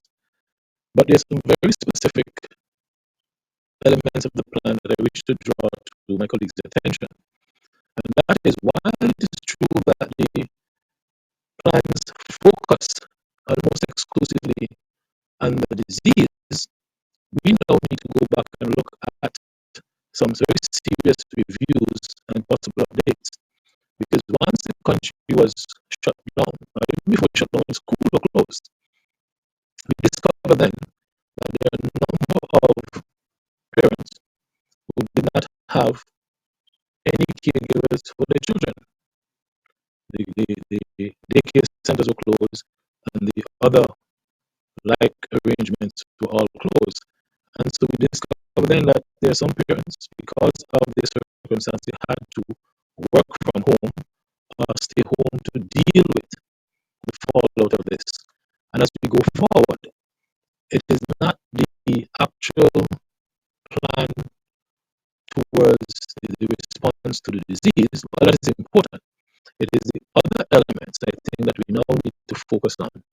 and it will be served well if we continue to take notes of these challenging issues so that when we do the next review of such a document, they can be an annex specifically developed to deal with those other challenges. Thank you. Mr. Mullin, thank you very much. We're having some audio problems in terms of your internet connection. Maybe if you can disconnect and reconnect and to see if that will solve the problem. Okay. Now, testing. This is a disease where one has to test, and the more one tests is one will know in terms of what is the health status in terms of the society. What has your testing capabilities been like, and what have been some of the challenges in terms of testing? We start with Mr. Samuel. Thank you, Mr. Williams. I want to quote our Chief Medical Officer, Dr. Hazel Laws. As she has stated before, per capita, St. Kitts and Nevis in the CARICOM member state stands at approximately number 6 in testing. We have tested over 270 plus persons. Them and the persons who have been positive, and the contacts of the positive cases, and the contact of the positive cases. So I really want to commend the health teams that are doing the contact tracing and who are doing the testing. And we have taken a gold standard approach to the testing. For example, we have a local lab that is doing the testing, and besides the local lab that is doing the testing, the tests are also sent to CAFA for verification. CAFA is the only agency in the region for its member states that can verify and confirm for us. So that has been done. One of the challenges that we noticed earlier on is that the turnaround time. And the turnaround time used to take longer because the results would have had to be sent on Federal Express to Trinidad. So therefore, these tests would then have to go to Puerto Rico, San Juan, and then we have to go to Miami, and then down to Trinidad. What has been done now, which I applaud tremendously, I remember in my early dialogue with SIDEMA, is how can RSS planes play a role in this? Later on, we learned that CAFA, in collaboration with RSS, as the regional response mechanism showed, dialogue showed, they partnered, and now RSS plane is collecting the samples, taking them to CAFA, so that would reduce the turnaround time for us to be able to get results. Now, what that will do for us, it will enable us to take quicker actions from the emergency management aspect of it, quicker actions to identify, detect, manage, treat cases of, confirmed cases of COVID-19. Okay? So I think St. Kitts and Nevis has been doing exceptionally well, outstanding as it regards testing. Now, thank you very much, Mr. Samuel. Now, Mr. McIntyre, what have your testing capabilities been like, and have you had any challenges in terms of your testing? Again, thank you, Mr. Moderator, for that question. And similar to that of St. Kitts, we had our earlier challenges in terms of getting the samples down to Trinidad, CAFA via LIAT, etc., and the Federal Express to get the process. And it all shows how we were ignorant of a lot of things, and not maybe ignorant is a stronger word, but because this is novel in its sense, and because the magnitude of what the likely impact could have been, there was a bit of apprehension in some ways, and there was a lack of a process prior to recent times, and Grenada was no exemption from that challenge. And so when the RSS kicked in with that kind of assistance, it made the process much quicker for us. But just after a month into having had our first case, what was really beneficial to us was for us to have the in-country ability to do the PCR testing.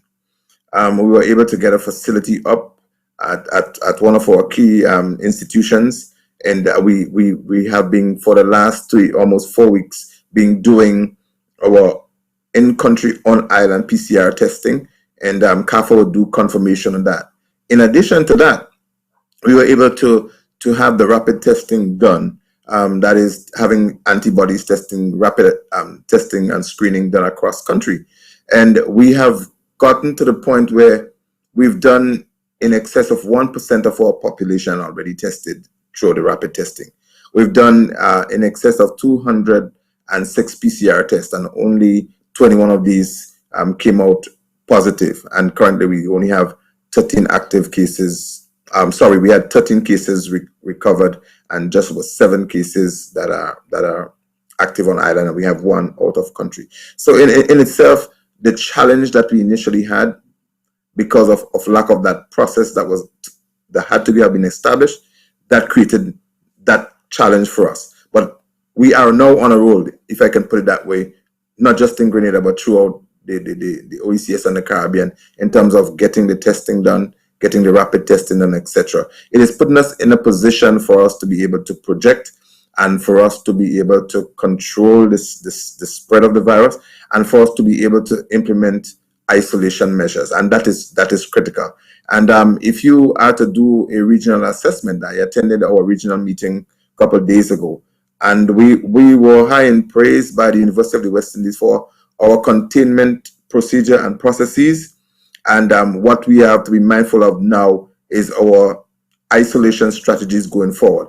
And our testings and so forth would have given us an indication, and our ability to do it rapidly is putting us in a better place to face the future. Now, Mrs. Gustav, what is your situation like in St. Lucia with respect to testing?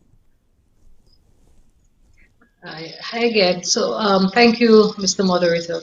Like my 2 previous colleagues, when we had our first few cases, we had to send to CAFA for testing with the help of the RSS. Less than a month afterward, we were able to do our in-country test because we got the equipment in, and we were able to do a lot more testing in-country.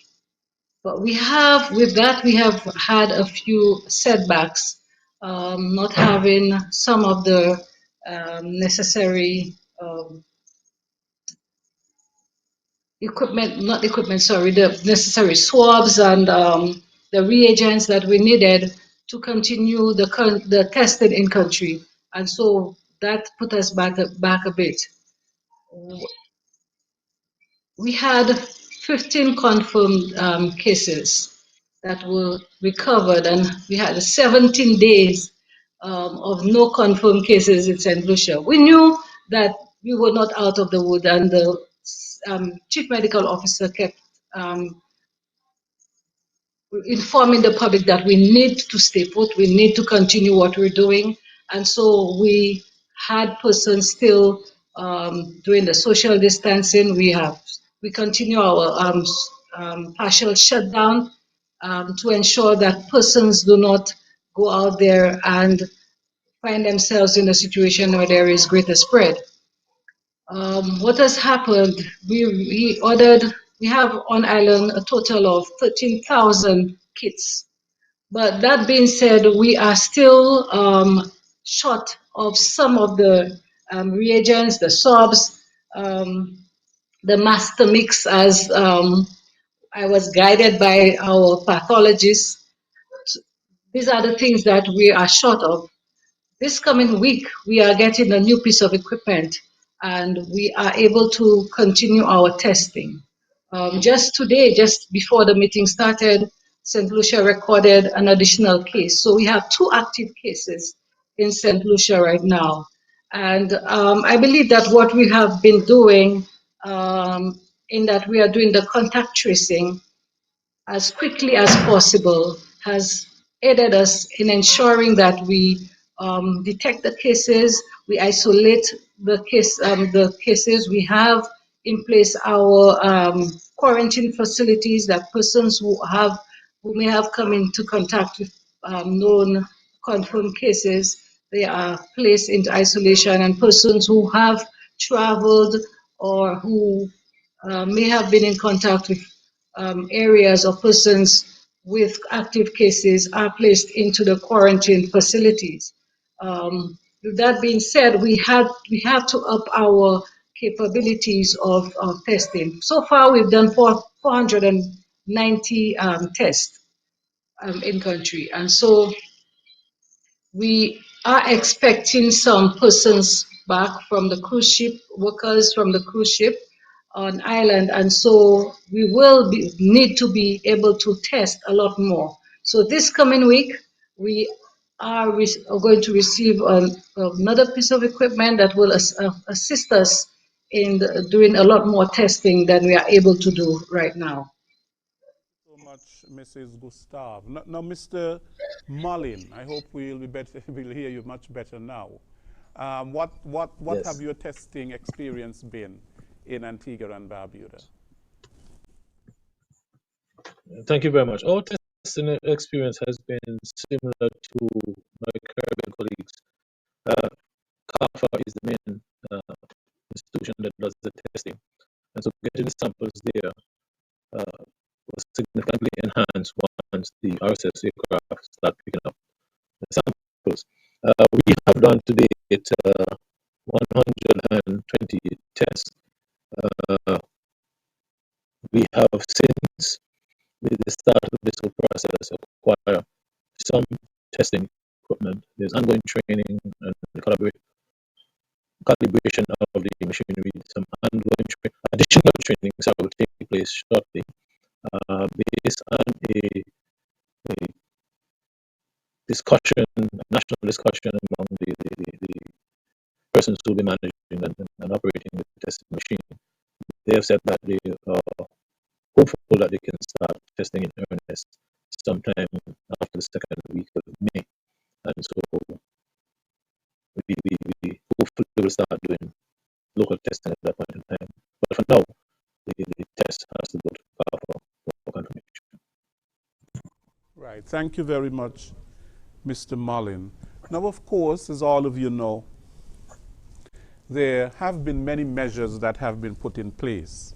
Many governments throughout the region have had to implement state of emergencies, which would include, within that state of emergency, lockdowns, curfews, certain regulations and so on in terms of schools being closed and churches being closed, and social distancing protocols, the wearing of the mask, and all of these things, which, can be very uncomfortable, but yet it's to protect the public good, the public health.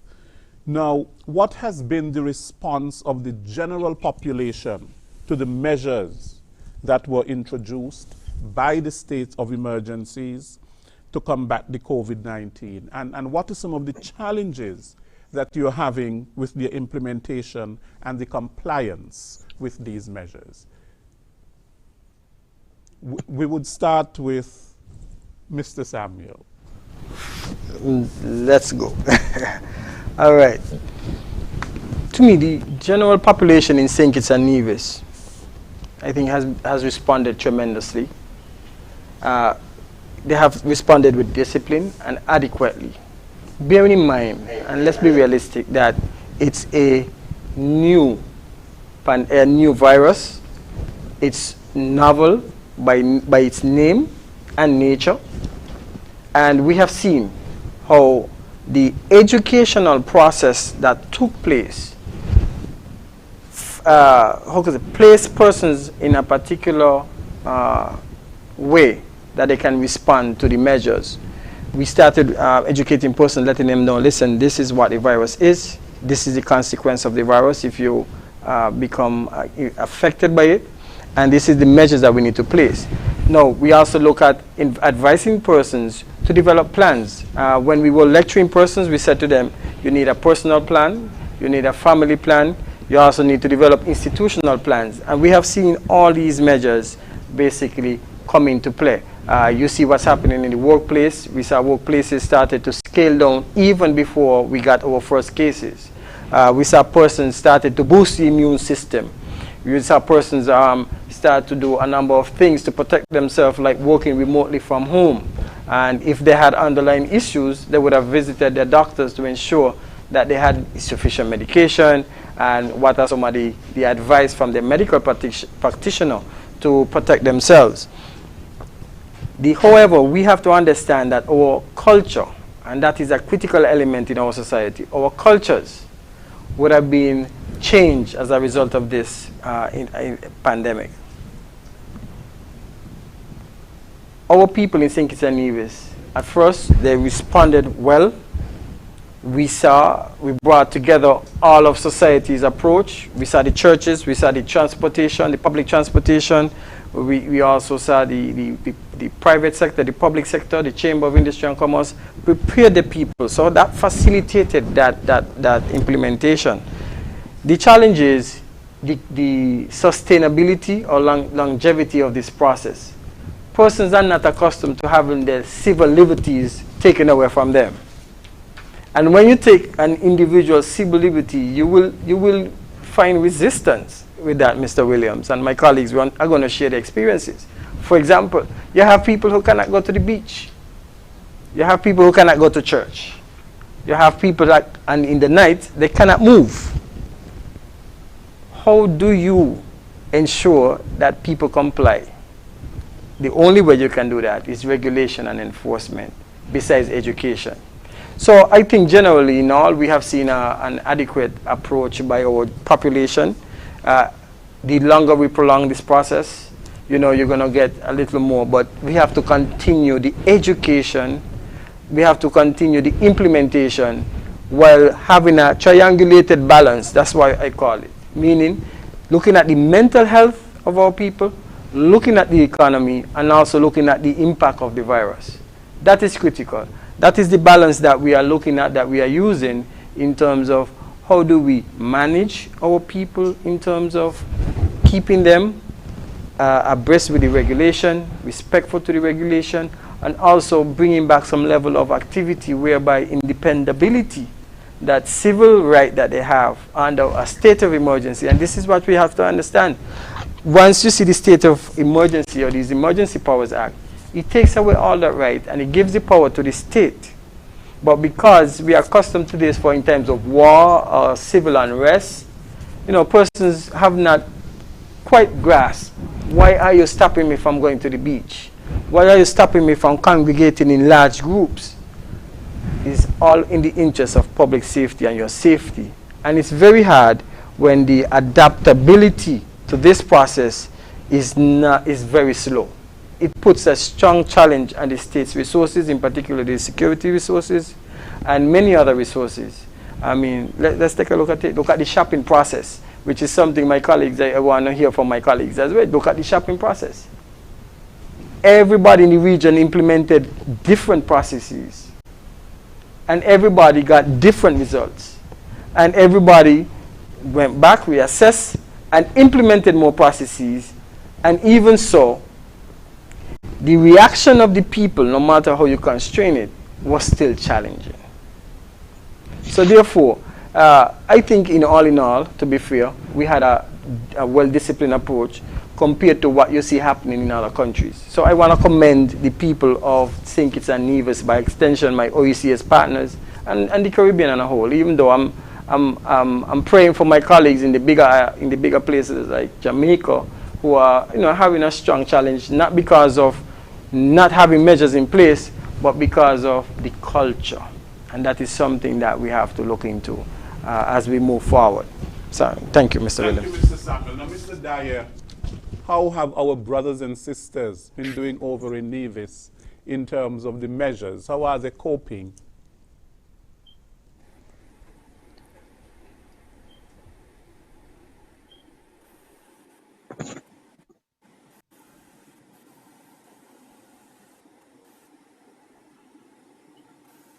The state of emergency measures.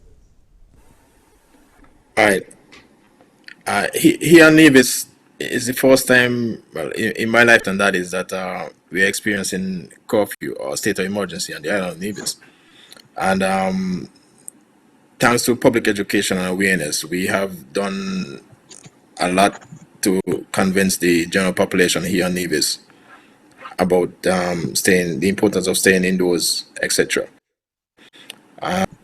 However, culturally, we are persons that the nightlife is more on a weekend rather than every day of the week. So the impact or the greater pushback would be the activities on the weekend rather than during the week. But there has been compliance on the compliance on the Nevis. If you look at the stat for arrests, we have 10 on the island of Nevis, with as opposed to 80 on St. Kitts. It speaks volumes that we are abiding by the rules and regulations that are in place, and happy that the general population of Nevis are abiding by those rules. Mrs. Gustav, how are people coping in St. Lucia?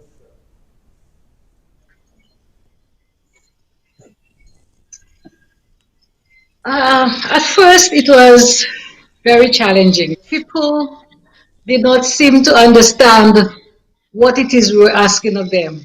Social distancing, staying away from my friends, not being able to go to Grocery Friday night, which is one of our famous events. And to speak the truth, Grocery Friday night was one of the first events that was called off. As soon as we had our first case announced, the Vendors Association, they're the ones who managed that event, announced that this event was off. The young people actually did not understand the curfew hours. So they were a bit challenging to the police until the police took some strict measures, started confiscating their vehicles, making them do some community service when you find them out during the curfew hours. And so with more public education, persons became more aware of what it is that we were dealing with. Another problem we had in St. Lucia was that persons were coming from Martinique via fishing boats. And we knew that we had to protect that, our borders in that manner. So the Prime Minister had to get greater surveillance on our borders, marine surveillance, to curb it. We know that it is not totally down, but it's not totally out, but it's down a bit. The challenges that we faced initially, persons are better able to deal with it. St. Lucians are, unlike all of our colleagues throughout the region, are social beings. We love to meet at funerals, and having that reduced to just 10 persons at a funeral service, it was a bit challenging. And so I guess all of the measures that have been put in place and the rewards that have been ripped through keeping the curve very low in St. Lucia, persons are starting to understand that it was for the protection of the general public that we're trying our best to keep persons safe and protected. And so right now, I think we are at a place where there is a greater understanding of what it is that has been established and the different protocols that have been put in place for protection of the public. Right. Thank you so much, Mrs. Gustav. It's certainly a learning process for all of us. Now, Mr. McIntyre, what has it been like in Grenada? Permit me, Chair, to give my answer from a different perspective to some of my colleagues. And CDMA would want to support me or deny what I'm going to say in this regard. When we are through from the COVID event, we will be one of the better regions in the entire world in dealing with emergencies and disasters. And the reason why I'm saying this is that we are able to benefit from experience and expertise within the Caribbean region. We are able to benefit from instruments that are in existence in our region so that we could implement. Secondly, I think the culture of our people, we have to commend our people within the region for being able to be adaptive to conditions and situations which would have aided to the successes that we are reaping. By and large, we are experiencing pockets of persons being disobedient, being radical to some of the issues that have been implemented. But from the early onset, and I mentioned experience because one of the first things that came up in our first meetings with our regional coordinators was the proper implementation, the timeliness of the state of emergency. And again, this came from the experiences of Hurricane Ivan, a few events in the Caribbean, where we were guilty of not springing the state of emergency in the most timely and appropriate manner.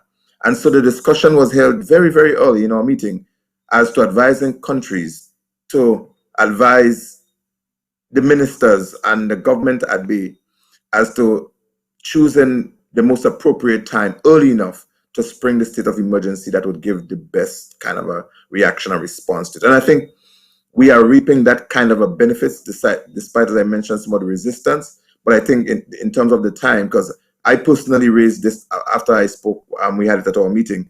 I spoke to my minister and the CMO with regards to when best we should call the state of emergency that is likely to have the greatest of the impact. And people have become, in my opinion, adaptive to the new norm. It was obviously a challenge to be able to do that. The public education that has been mentioned by my colleagues has been useful in ensuring that people are properly informed and educated as to how to deal with it. But as I did indicate before, time, referring to your experts and lessons learned, culture is critical to the success of the implementation of the state of emergency. Thank you very much, Mr. McIntyre. Now, Mr. Mullin, what has it been like over in Antigua and Barbuda? First of all, let me go back a little bit in history. The last time Antigua and Barbuda saw a state of emergency, I think it was in 1968. And so lots of people are not familiar with what a state of emergency entails. However, like in every society, the vast majority of the people were very compliant. Some were scared out of their wits. Others were showing signs of anxiety, and in some cases even a little confusion. And this is understandable. Generally, the people respected the guidelines that was put out by the government, and among that very small few, quite a few of them end up a couple $1,000s short as they were arrested, tried, and convicted. For future shutdowns, I think as a region we may want to consider how we deal with the isolation and how people spend their time in terms of entire families at home, the kinds of activity that they need to engage in. That is something we might want to look at in a more scientific way to reduce any kinds of domestic violence and those kind of things that we've seen elsewhere. I believe generally, based on what my colleagues have reported when we have our once weekly briefing, the Caribbean would have seen quite a bit of success where the lockdown is concerned, based on how the people react and how they behave during this particular period, given the very important fact that in some countries, not a lot of people would have experienced a shutdown of this nature in their lifetime. Thank you very much, Mr. Mullin. Now, Ms. Riley, we have not forgotten you. Now, what do you think, Ms. Riley? You're the executive director acting of CDEMA, the regional body. What do you think has been the influence of demographics, culture, environment, and the level of government response in dealing with the pandemic?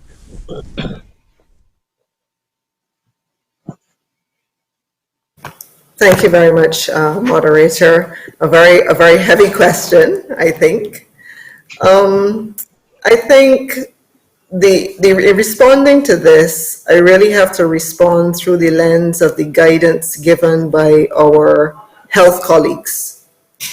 And in the interactions that we have had with the Caribbean Public Health Agency and PAHO, on the demographics side, of course, when the pandemic first reached the Caribbean shores, and in fact ahead of that, one of the characteristics that had been gleaned from the analysis of the impact in Wuhan, China, was an indication that the elderly within the populations appear to be more susceptible to the impact of COVID-19.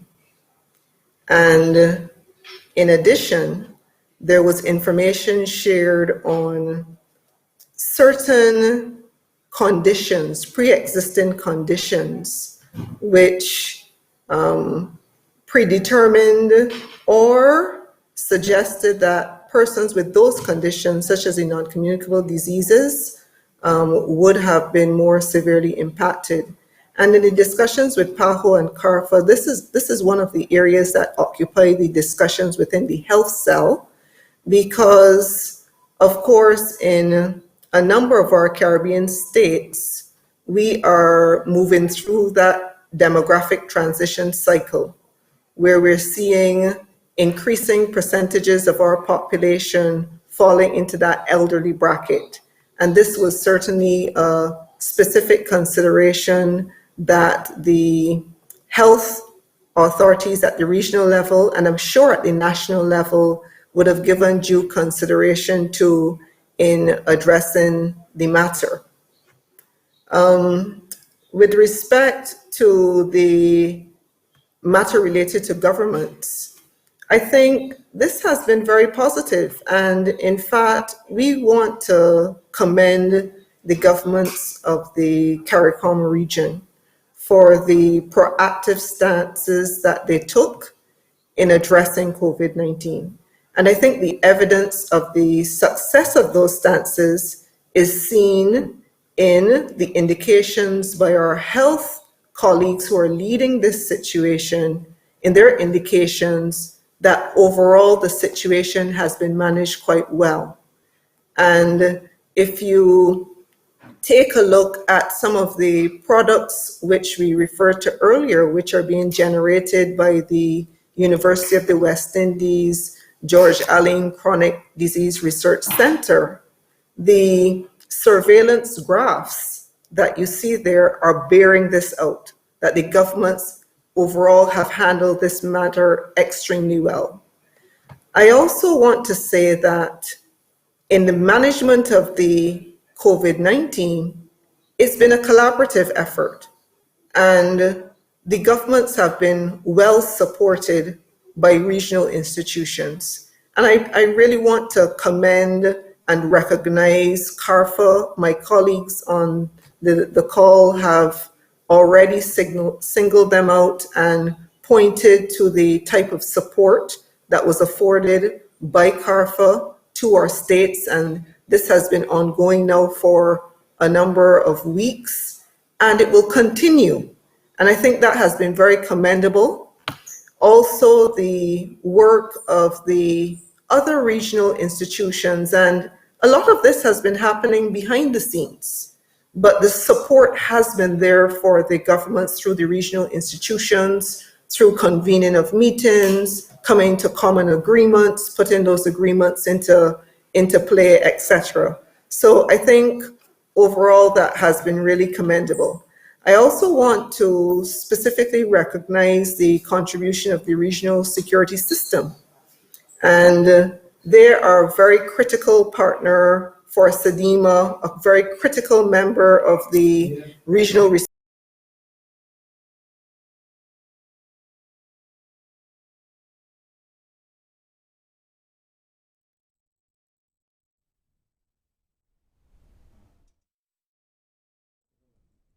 Yes, we seem to have lost audio there. We would come back to On the issue of culture, okay, on the issue of culture, I wanted to touch briefly on this, and I listened very carefully to Mr. Samuel's intervention on what is being seen at the national level with respect to culture. And from the regional lens, what we have picked up from discussions with our national disaster coordinators is that culture has also influenced the perception of the level of risk that is posed to individuals by COVID-19. And I think this is a very important dynamic that we're seeing. And not only have we seen that it influences the perception of the risk, but we're also seeing very positive influences where culture is being used in a very positive way to spread the message and to support the communication strategies. So I saw up to, I think this morning, an excellent Caribbean compilation of Caribbean artists sending positive messages on what populations should do, and also reinforcing the point that Caribbean countries have the strength to overcome the COVID-19 event. And I think this has been excellent. And I really want to commend our cultural practitioners, the cultural artists, for their creativity. And I suspect that the things that we're seeing here in Barbados, and certainly many of my colleagues from across the region, they share with us a lot of these products as well. And I think this is absolutely excellent. Mr. Williams, Liz, you are so correct, because our chief medical officer, our medical chief of staff, and by extension also Mr. Lesroy Williams, came together and created a calypso where they commandeered all the troops to come on board to fight the COVID pandemic. So I agree with you. We are seeing that cultural solidarity throughout the Caribbean region. Right, good. Now, as we continue to manage this pandemic, of course, our economies, by and large, to the most extent, are closed. What advice would you share in terms of gradually opening back up the economy, but at the same time, without jeopardizing the health of the population? Let's start with you, Mrs. Gustave.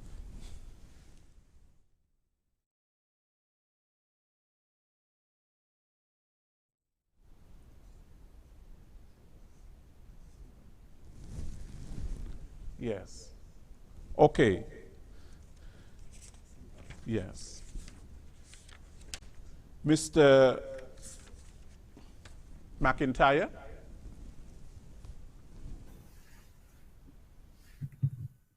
I think from what we are seeing and what we're hearing and what we advised, we have to be very careful and manage this process very meticulously in terms of the easement and in the terms of getting back into as close to where we were in the past. We have to try to embrace the new norm while still learning from the recent experiences of the past. And so we are fortunate to be learning from and to be sharing that experience from the wider countries across the world, and to an extent our colleagues here in the region in terms of how they are managing issues.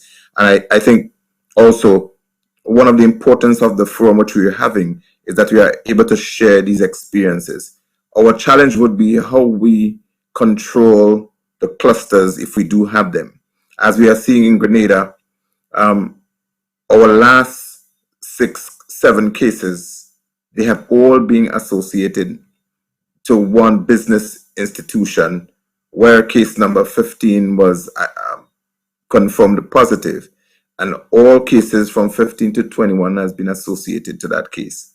Now, how do we balance the economy, the culture, the state of life in terms of persons adjusting to that new norm, going back into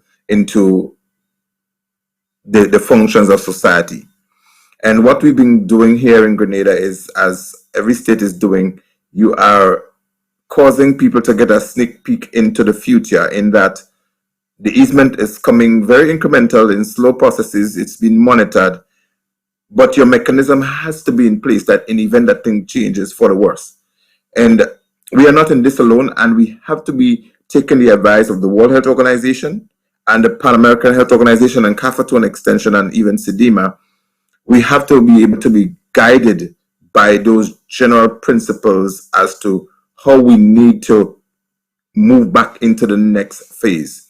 As we are advised that there could be another surge, there could be another wave of what you would call infestation coming back into the society, and then we can go back right to where we came from. So I think it really has to be managed carefully. But the systems that have been weak, we have to strengthen them. And as we've been doing before we experienced our first case in the region, is putting measures in place for when it happens, not if it happens.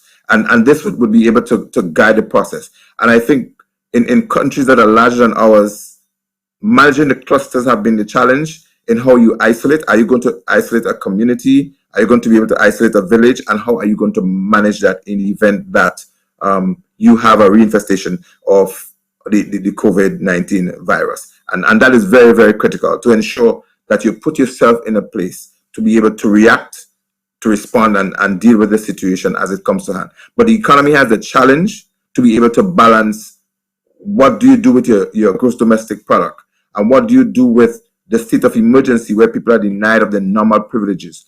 How do you cater for the psychosocial aspect of people's life that they now have to battle with? How are we incorporating that? And that is one of the challenges that we are seeing now, the psychosocial aspect of it, one of the areas that must be addressed carefully as we seek to go back into the new norm, or to go into the new norm. Mrs. Gustave?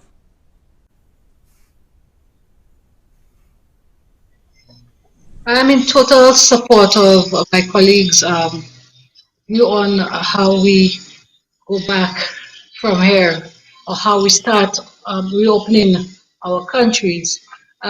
Just to add to it, that we are a touristic destination. Our mainstay is tourism in the region, most of us. And so we ought to be careful how we open our borders to ensure that we have our management strategies in place for this aspect of it. It will become necessary at one point, and so discussions are being held as to how we get into that reopening of our borders.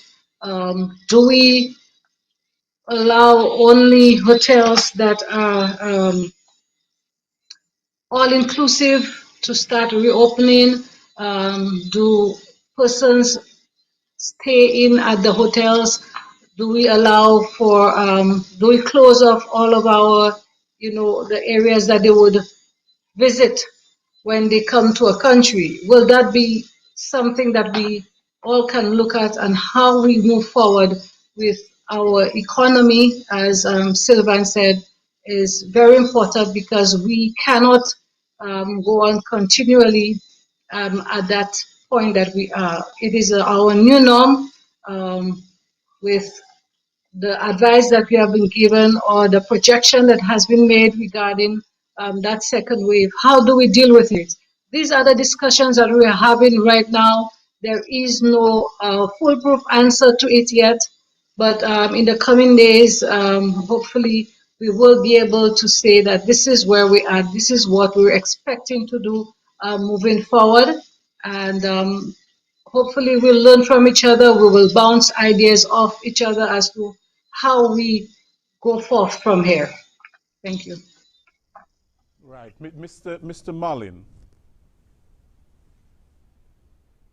To take a slightly different perspective, and I'm going to start by saying the reopening of countries and economies must be guided by the science and recommendations made by the appropriate authorities. However, I am of the view that the reopening of businesses will be slow, it must be deliberate, and it must be well thought out. Some businesses, by the nature of their operation and what they provide, will be easier to manage than others. My concern at this point in time, though, is tourism sector, which is the mainstay of most of our economies, if not all. It is a very strong where the churches are concerned, and people who aren't able to go to church, but hopefully the longer this state will be open, again we could get some pushback there. But more specifically, the schools. How do we deal with social distancing in the school setting? And the results of that, if not managed well, could very well push us back into a spike of sorts. But even more importantly than that, even if we were to, as a region, get rid of this virus among all of the Caribbean islands, and as the economy opens up, and unless we find a balanced way of dealing with those who are coming in under the umbrella of the tourism sector,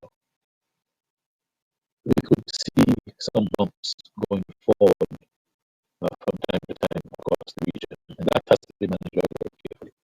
Which brings me to the hurricane season just around the corner. I'm of the view that we should prepare for the worst and hope for the best, because it is not going to be an easy marriage between the tourism, the COVID-19 ongoing situation and impact of hurricane in any of our islands. The kind of support that would normally come from those islands that are not impacted would be severely challenged because of the impact of the coronavirus in other countries. And so these are issues we now need to start to think ahead of, so that if and when they happen, we have some solution to put on the table. Thank you. Thank you, Mr. Mullin. Now, Mr. Samuel, what is your advice in terms of opening back up the economy without jeopardizing the health of the society? Mr. Williams, thank you for the question. And like Fillmore said, this decision has to be guided by the science. If we take a look at some of the best practices happening in some countries that are opening right now, you will see that there is a new norm in the way things are being done. For example, you see restaurants having partitions between you and the other individuals. You see a reduction in the number of persons that can sit by a table. Now, how would this happen on the aircraft? We are going to allow persons to sit side by side like we normally do. Are persons going to be wearing masks when they travel?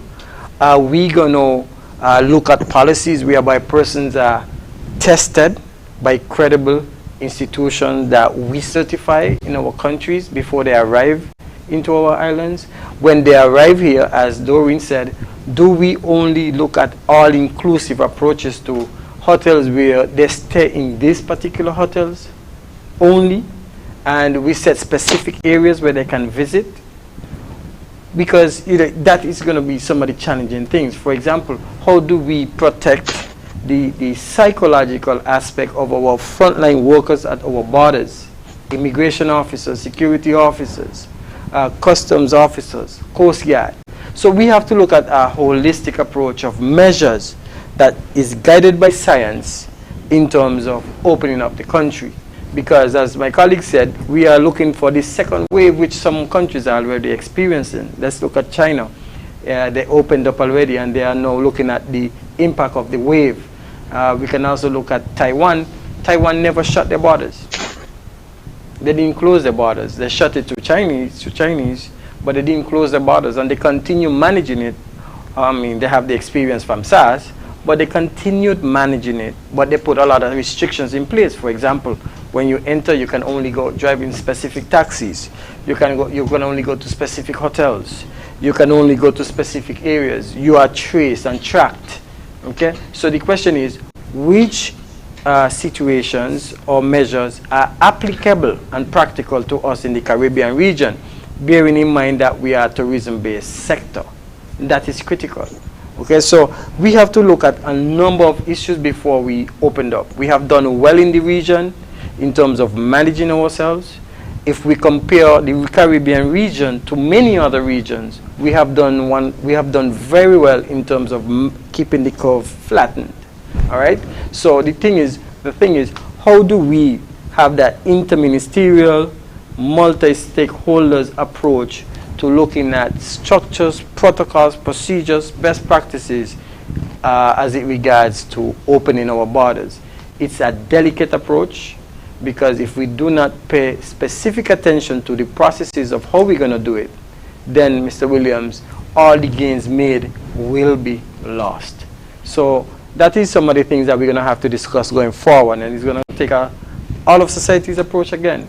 All right? So that is my recommendation as it regards to opening the borders. No, I would specifically like to ask Mr. Riley this question. What has been the response in terms of donor aid in addressing this pandemic?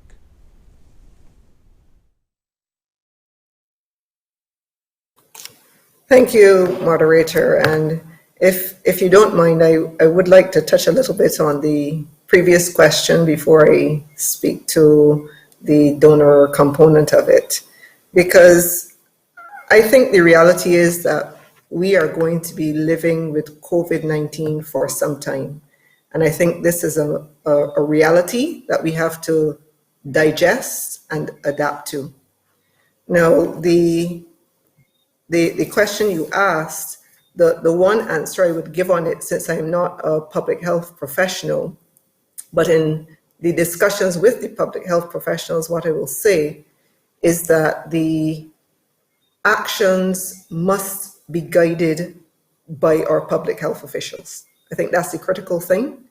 And three other things I wanted to say. For future, going forward, one, that the principle of resilience has to guide us. And we prepared a resilience pathway within the SEDIMA system, which looked at social protection for the marginal, most vulnerable, enhancing economic opportunities, looking at the whole aspects of environmental sustainability, safeguarding our infrastructure, as well as the whole aspect of operational readiness and recovery. And these are aspects we need to look at. I also want to just touch and say that there's certain threads or areas that are cross-cutting that should be treated, even as we're discussing moving forward with COVID. And I think it includes how you treat your vulnerable populations, issues of child protection, and the addressing of persons who are differently abled. Already we are seeing suggestions from statistics that there is some upward movement in terms of reporting of matters like concerns related to child protection, matters related to domestic abuse, etc. So I think these are things that need to come into the mix as a cross-cutting matter, and also that we need to view moving forward from the lens of opportunity. And COVID-19 does provide an opportunity for us to revisit and reflect on a lot of the issues that have permeated the challenges in our development approaches, etc. And we should harness that opportunity.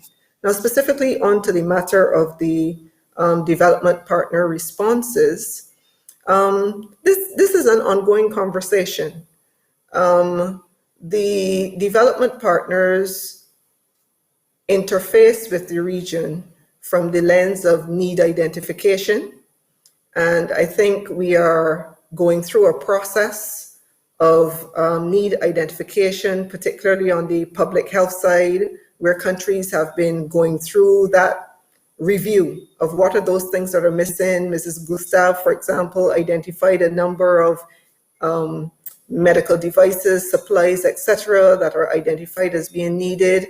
And that component, we've had positive feedback in terms of our interactions from PAHO, WHO, in terms of how they will be in a position to support us.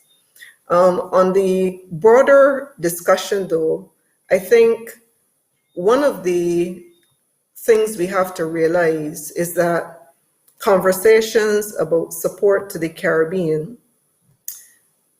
and that context of development financing has not fundamentally shifted even within the context of COVID. I know our political leaders are engaging in a dialogue to try to move the international conversation in that direction. But the fact is, as we know, many of our Caribbean states had already graduated from eligibility for overseas development assistance. And this is the situation in which we have gone into the COVID event, and therefore we now have to find a way to negotiate a space where resources can be provided to the Caribbean region through our development partners. What we have seen on the positive side is a willingness of our partners to examine opportunities within existing programming to apply those resources to support needs that have been identified for COVID-19. I think that is a positive sign from the lens of flexibility of the development partners. So this is the current state of play, and the discussions with the partners certainly continue. Thank you very much, Ms. Riley. Now, Mr. Dyer, the question in terms of opening up the economy without jeopardizing the health of our people, what would be your response to that? What would be your advice? This situation is being looked at by the Navy's task force, and it would be guided by the science, as my colleagues indicated. However, we would have to look at the diversification of our economies. We are primarily tourist-based, and we have to look at the response for the countries that feeds our tourism mechanism. Particularly for us here in St. Kitts and Nevis, we rely heavily on tourists from the US and Europe. And from my advantage point, it is my wish that the authorities look at opening our country to like-minded responses. So, for instance, we may have to jumpstart the tourism travel within the region before we extend to our partners in the north and our partners in the northeast. Because I don't think the local economies could impact such a devastating blow as we are seeing across the world. The tourism practices at our hotels would have to change. The mask would be it would be a permanent fixture, and no jewelry going forward. And social distances will have to be standard. And again, our civil liberties for certain aspects will be impacted. We have to look also at our sporting venues that has suffered a lot how we look at sports tourism, etc., going forward. Not only our cruise tourism and hotel overnight. So it's a delicate process. We are also looking at investing in more in agriculture to ensure food security, to ensure that there's some diversification in the economy, and also with our financial services too. So it will be a gradual process before we throw the gates open, as we say. Right. Thank you very much, Mr. Dyer. It would appear that with the very little resources that we have, that we are managing quite well this pandemic. My last question for the day is, I would like you to share with us your most up-to-date COVID-19 situation report. Let us start with Mr. McIntyre.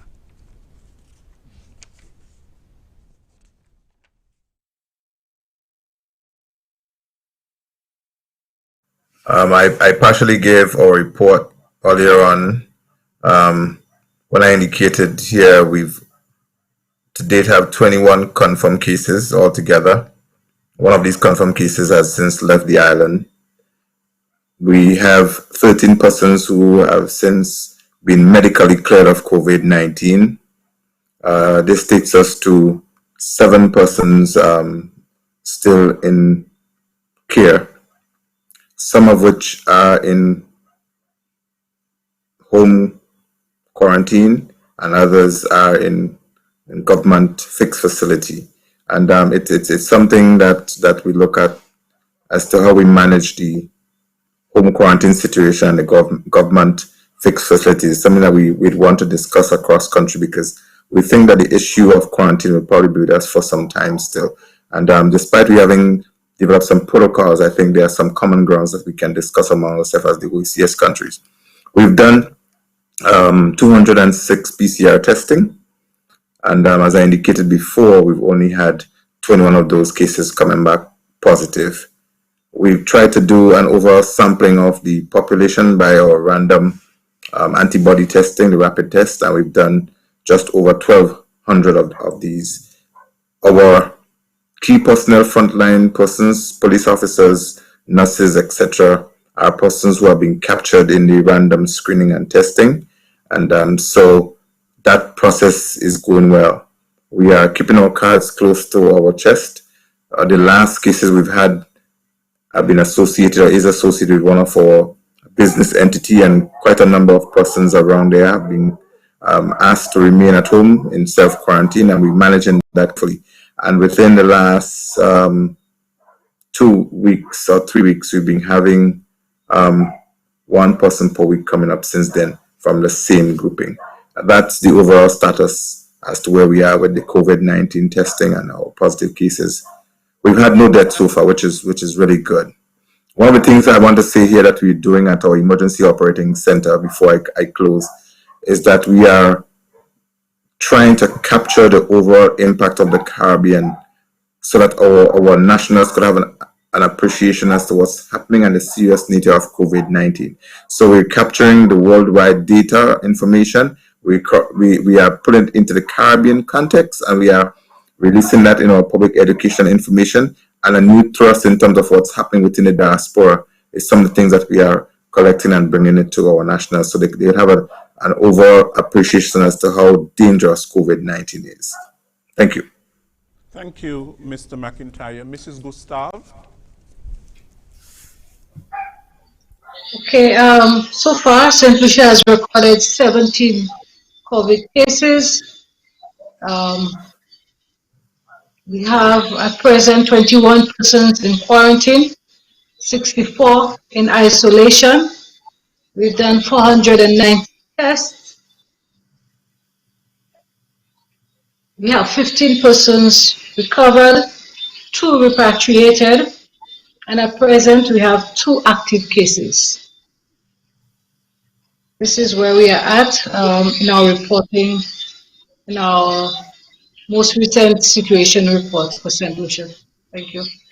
Thank you so much, Mrs. Gustav. Now, Mr. Mullin. Thank you very much. Antigua and Barbuda have a total of 25 positive cases. Of that, we have 3 deaths. We have 16 recovered. We have 7 active cases. And to date, we have tested a total of 128. That is a summary of the present situation. Thank you. Thank you so much, Mr. Mullin. Now, Mr. Samuel, give us the report for St. Kitts and Nevis. Yes, for St. Kitts and Nevis, we have had a total of 15 confirmed cases. We have had 8 persons recovered, so we only have 7 active cases. We have conducted a total of 318 PCR tests with 281 results coming back negative. There are 22 results that are pending at the moment. We have 31 persons in quarantine at home, 56 persons quarantined in a government facility, and 714 persons have been released from quarantine. I personally want to congratulate our team here in St. Kitts and Nevis, in particular the health, and by extension all in the NEOC and the government and private, for we have had 14 days without any cases. 14 days without any cases. The last reported case in St. Kitts and Nevis was on April 19th. So on the 19th, we had our last reported cases. Since then, we have not had one more positive case, confirmed case of COVID-19. And kudos goes out to the hard-working team here and St. Kitts and Nevis. As I reflect on these numbers reflect both St. Kitts and Nevis. It's a national reporting of the information. Thank you very much, Mr. Samuel. We're going to bring this meeting to a close. I would definitely like to thank Ms. Elizabeth Riley, and congratulations on your new appointment as Executive Director, the acting of the Caribbean Disaster Emergency Management Agency, CDEMA. I know you are quite poised to do a very, very good job in leading that agency. I also would like to thank Mr. Abdia Samuel, our National Disaster Coordinator at the National Emergency Management Agency, NEMA, of course, who is doing an extremely good job here in St. Kitts and Nevis. Mr. Brian Dyer, who is the Director of the National Disaster Management Department in Nevis. Thank you, Mr. Dyer.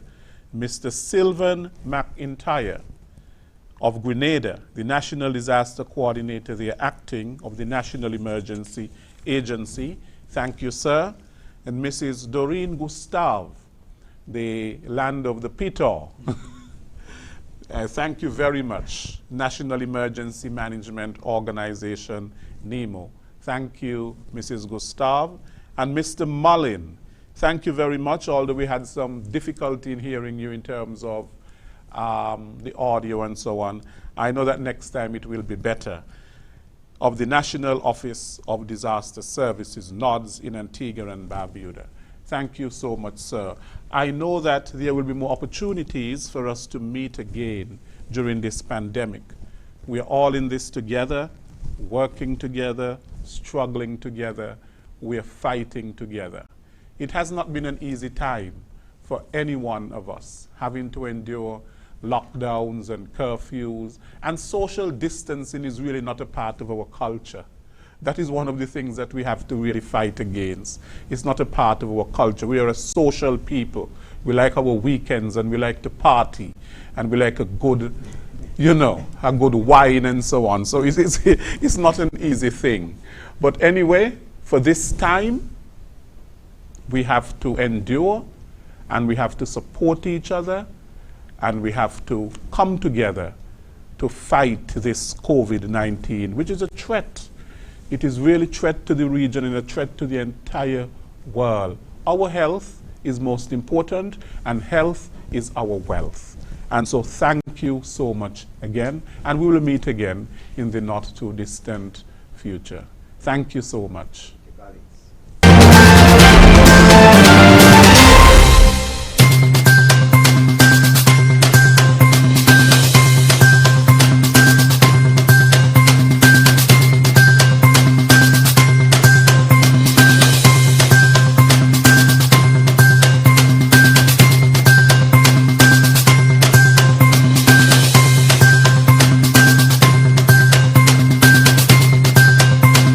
This army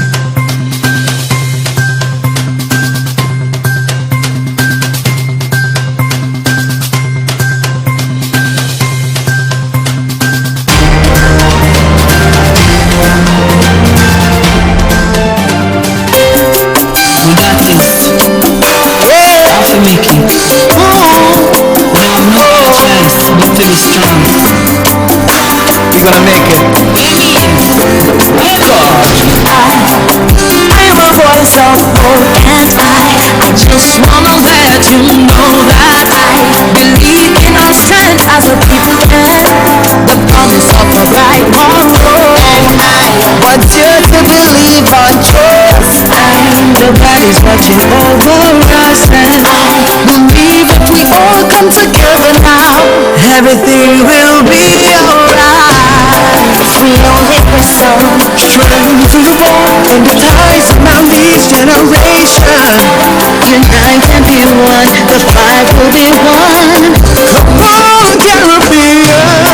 Don't worry about the circumstances. Don't stress about the fears and the madness. Together we will take our chance at life and conquer it. Don't worry about the circumstances. Don't stress about the fears and the madness. Together we will take our chance at life. We got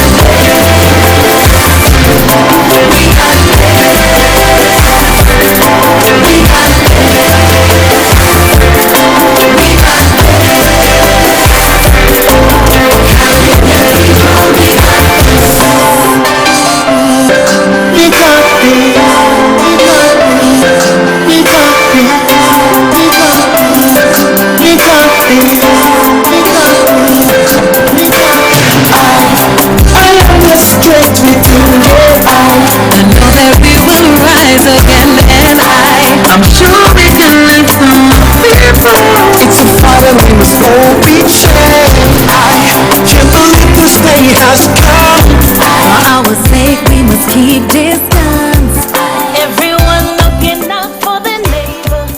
Islands in the Caribbean sun. It's time to be strong, the battle is on. For the future of each generation.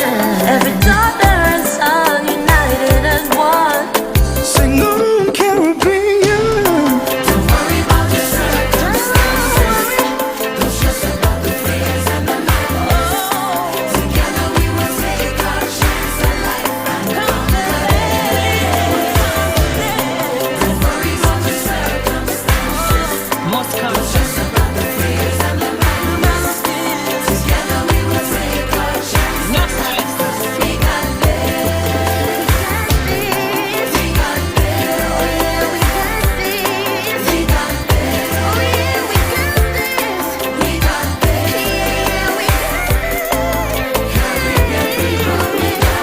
Hear me? Rough it up, the dirty enough, still have to get up. Confirm